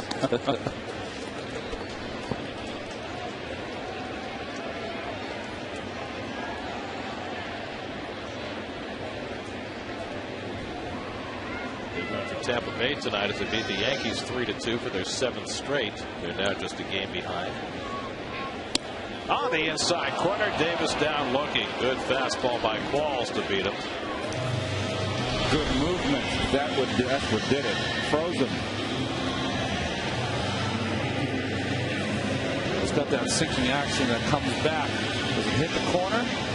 Too close. Well, but all night tonight, that has been a ball. Considering what Chad Fairchild's strike zone has been. Here's Frank Hoare, who's 0 for 3 tonight, 0 for his last 14. How does this guy get hit like the way he's been hit? That is nasty. Yeah, but if you're Frank Hoare, what are you doing swinging there? You're down by 3 runs in the 8th inning. There's some times when you got to, back off a little bit, even if you are a first pitch swinger. Throwing strikes. Well, there's certain axioms in this game that have been around for over 100 years that are slowly dissipating and maybe never be in the game again. And speaking to what you're talking about, Gary, when you're down in the game, you need base runners. That's the only way. A solo home run doesn't help you. It helps you. It definitely helps you. But the axiom of trying to win, that hasn't changed, has it? Well, no, it shouldn't, but the rules have slightly altered. It's a tough call with Frank Hoare as a manager. As Frank Hoare goes down swinging, and Qualls has back-to-back strikeouts. You got Frank Hoare, who's a fastball hitter and likes a first ball fastball. It's not like you're down 5 runs. You're down 3. He's got power. He might get a fastball first pitch and hit one. But I'm inclined to put a take sign on there. And what's wrong with that? No, there's nothing wrong with it. When you played, just swing the bat there, 9-6. Well, I have a little better eye. If I had something that I liked, I'd take a hack at it. Josh Tolley up for the first time in the game. Some hitters have better plate discipline, obviously, and the manager has to recognize that. Tolley started yesterday, got on base 3 times with a single and 2 walks.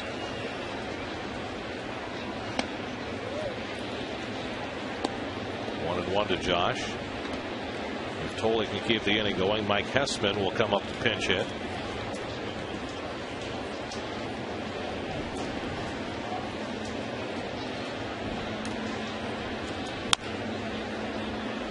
Balls ahead 1-2. You know what I'm talking about, though. They come in, and I know the numbers were given, and the left-handed hitters against, and all of that, and the ERA over 6 as a squad, these relievers. And they come in, they throw like Qualls is throwing now, and it's hard for me to even believe they could approach that. Well, there's some talent out there. Yeah, I guess the whole team is like that, isn't it? Bouncing ball to the right side for Kelly Johnson, and so Qualls comes in, throws a 1-2-3, bottom of the 8th. On to the 9th we go with the Diamondbacks up 9-6.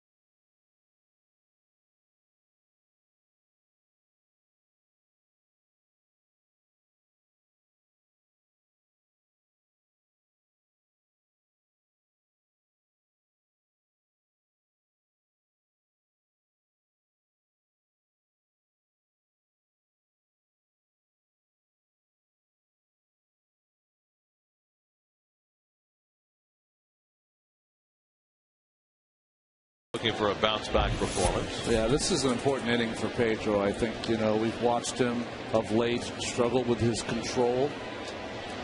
And he's going to need to get the left-handed hitters out, throw some strikes, attack the strike zone. All the things that we've seen for 3+ seasons. Adam LaRoche 2 for 4 tonight. He's driven in 1. He's scored 2.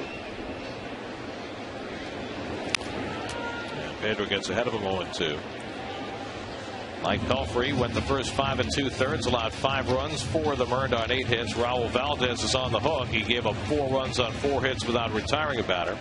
Manny Acosta an inning and a third hitless, and Elmer Descends 1 inning hitless.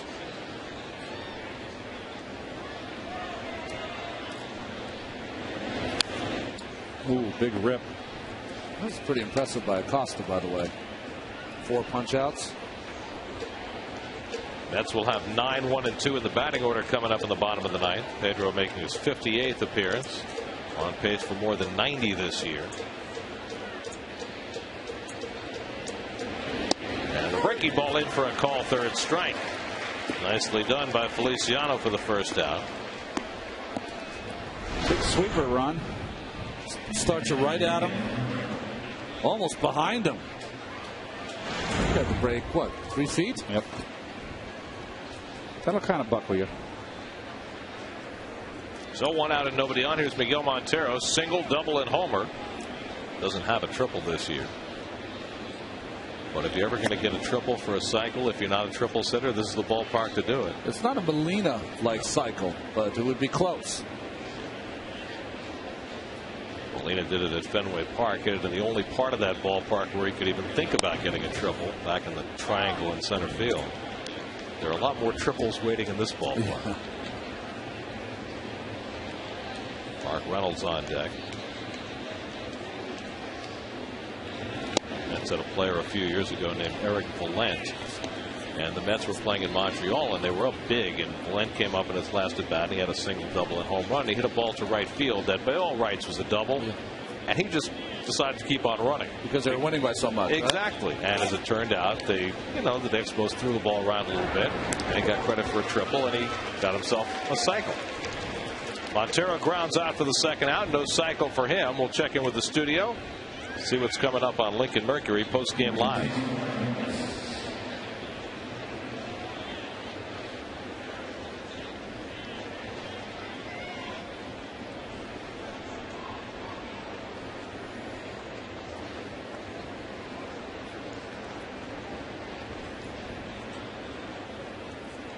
Here's Mark Reynolds, 1 for 4, singled and drove in a run back in the first.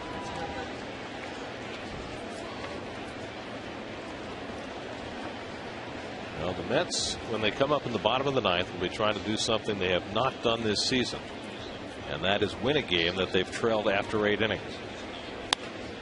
Pulled over the bag and off the glove of Wright and down the line. It hops into the crowd. It's a ground rule double for Mark Reynolds. So Reynolds has his second hit of the night.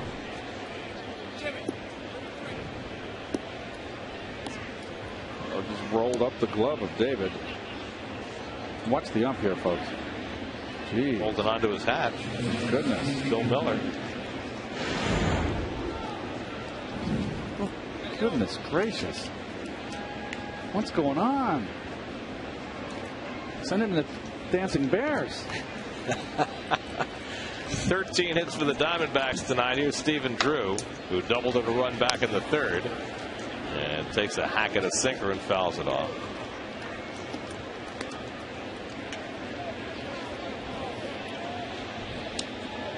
Six of the last 8 Arizona hits have been extra base hits.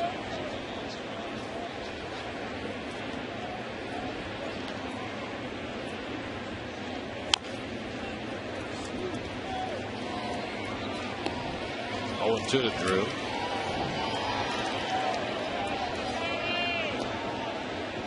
Stephen Drew, unlike his brother JD, has been able to stay in the lineup, play every day. Pretty tough-nosed ball player. Having a subpar season, though, offensively. Well, according to his manager, his biggest problem is he's unlucky. Well, there's a lot of unlucky in this game, I'll tell you. I tried to explain that a couple times, too, but I was just unlucky. It didn't really work. But, of course, Kirk just trying to keep the young players' confidence up. Here's the 1-2 from Feliciano, and it misses outside. They go into the 10th inning in Cincinnati. The Braves and Reds tied at 4.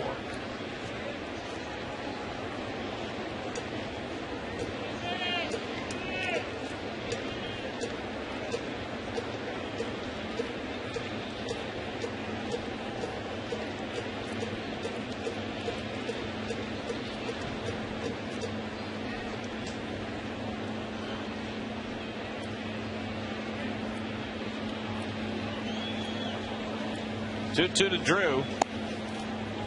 Outside and a full count. At some point, our statistician is going to tell us how many full counts there have been tonight. It feels like 100. 3-2 from Feliciano. And it's in there for a call strike 3. Another good breaking ball to get the left-hand hitter out. So there's the Pedro we know and love. 2 strikeouts in the inning. One more chance for the Mets against Aaron Howland.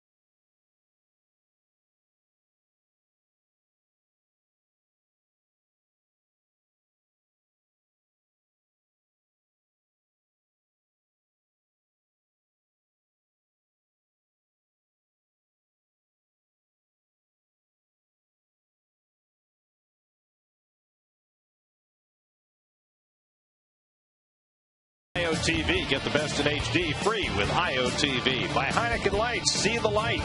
By Hyundai, with quality that lets them offer America's best warranty, 10 years, 100,000 miles. By Bigelow Organic Iced Teas, available in 4 refreshing flavors. By Toyota, there are many reasons to buy a Toyota, and now's the perfect time to get yours during Toyota's National Clearance Event. By Capital One, what's in your wallet? And by Rums of Puerto Rico, the rum capital of the world. The former Met Aaron Howland comes on to try and save it for the Diamondbacks. Alex Cora will pinch hit. He's only given up a run in his last 9 2/3 innings pitch. It'll be interesting to see how he rebounds last night. Beautiful job in Philadelphia. 2 scoreless innings, though. He pitched very well against the Mets in Arizona. There's something loose on the warning track in left center field, and ball boy's going to have to run out and grab it. Doesn't look like anything significant enough to disturb play. Looks like one of those giveaway tees, right? Right. You sure it's not one of Rusty's towels? Charlie would be disappointed. Inside joke, folks. Sorry. Very inside.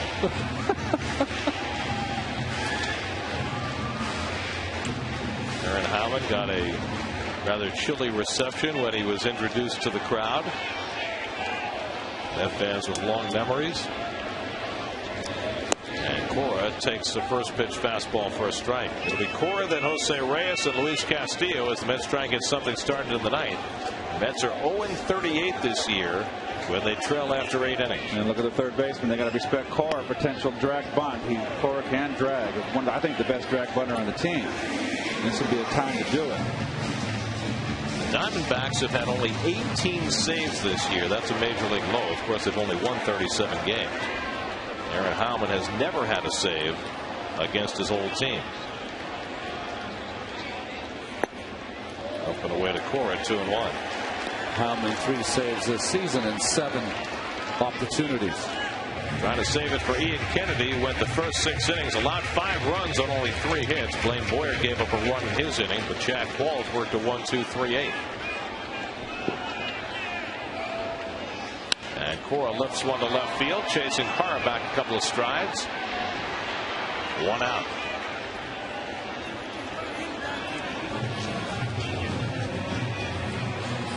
It's really one thing that's characterized Alex's season. He just keeps hitting the ball in the air. Yep. Here's Reyes, who's 2 for 4. A couple of blue hits to left, a single and a double, and he scored both times. Generally, when Reyes scores 2 runs, that's an almost automatic win. No, but Jose gave 2 back with that error. Actually gave, I'm sorry, Gave 5 back. Yes, he did. Yep. Here's a strike. Reyes made a 1-out error on a routine ground ball by the pitcher Ian Kennedy in the 6th, and then with 2 out, Kelly Johnson hit a 2-run homer. And later in the inning, Miguel Montero hit a 3-run homer. Toward the middle of the diamond, off the glove of Drew, and Reyes is aboard. Now, if Drew stops that ball, I'm not sure he throws Reyes out. They're going to score that a base hit, 3rd of the night for Reyes. Boy, I think if he makes that play, Gary, he would have had to play it first. The only reason it was hit so hard, he could have got up and maybe made a throw to first, but. So the Mets need 1 more base runner to get the tying run to the plate here in the ninth. Luis Castillo is 0 for 3 and a walk. Mets have just 7 hits tonight. Reyes has 3 and Wright has 3. Pagan, who's on deck, has the other. But the Mets have gotten nothing out of the bottom of their batting order.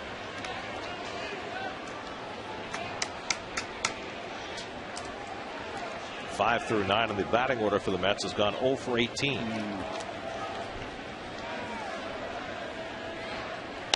Castillo fouls it off, and Howman's ahead 0-2. By the way, we got the number. Yeah, 3 and 2 counts. 18.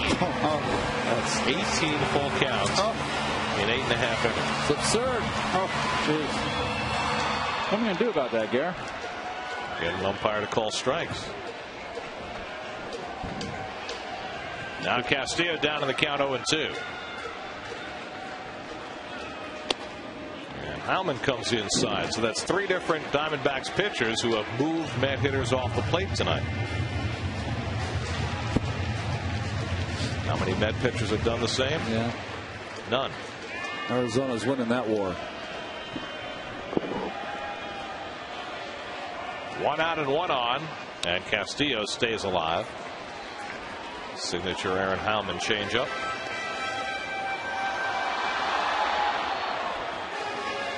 Now Castillo gets on base. Mets have a chance with Pagan and Wright behind him. Load him up for Wright. Get rid of that burden of the offer after losing after 8 innings. Mets haven't had a grand slam in 363 days.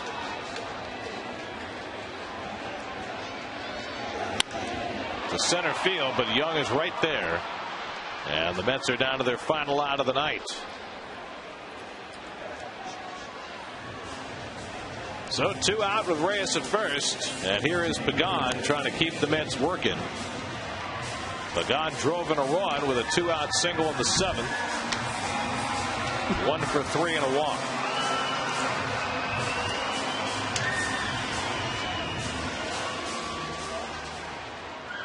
Right now his only job is to get on base any way he can to get David Wright to the plate as the tying run. Got to take a strike here. Pagan 1 for 4 in his career against Howman. Reyes runs. Defensive indifference moves him to second base. It takes away the force play. Well, Pagan's not able to get a hit here and makes an out. There will be a collective mutterance from Mets fans. Now he gets a save. Well, the Arizona Diamondbacks have won just 3 of their last 14 games. The only 3 wins in that stretch came against the Mets. They've lost 7 straight. They come to New York, and now they're 1 out away from beating the Mets yet again.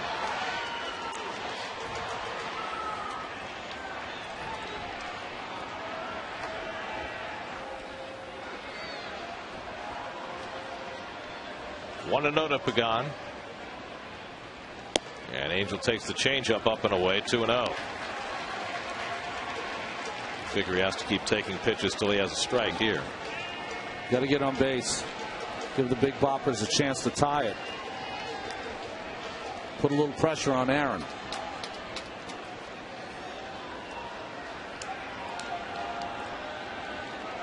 Ball 3.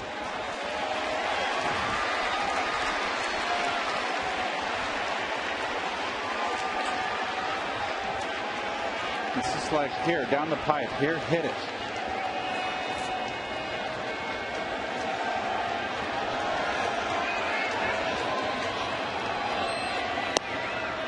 There's a strike, 3-1.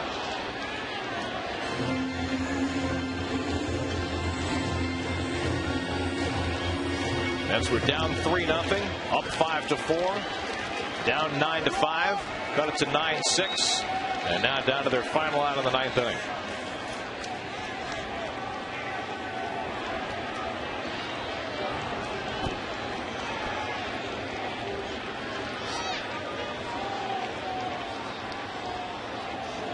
On 3-1, Pagan swings and fouls it off, and now it's 3-2.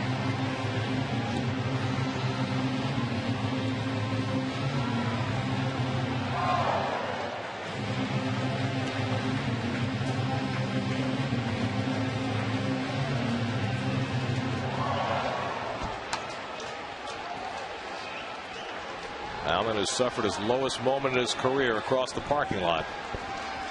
Trying to finish off the Mets tonight. 3-2. Foul back.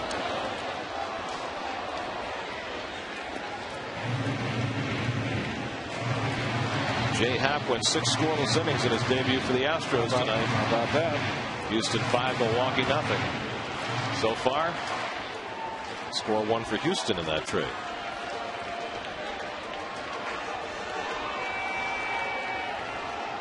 Again, the 3-2 to Pagan.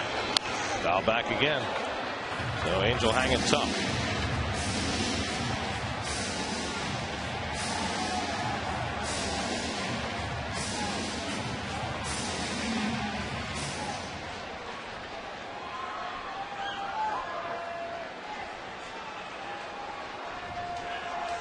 Rally caps going at Citi Field.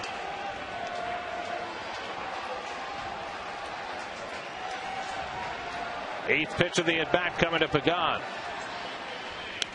Oh, ball 4. Tough one though, right? Yeah.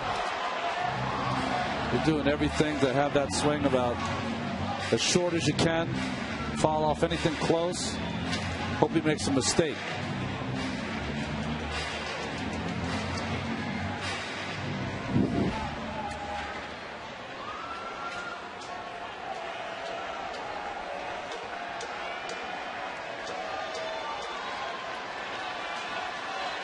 Two coming again.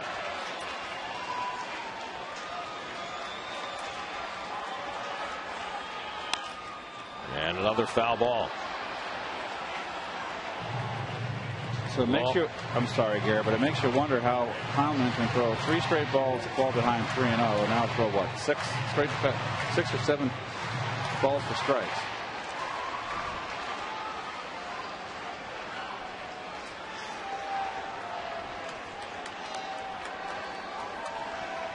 He's about to throw the 10th pitch of the at-bat to Angel Pagan. And Angel will force him to throw an 11th.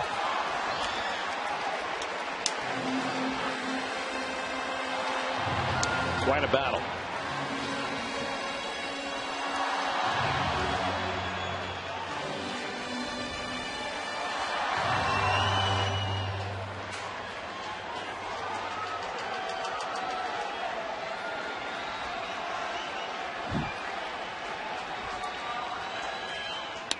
Line drive right field coming on Upton, and the ball game is over.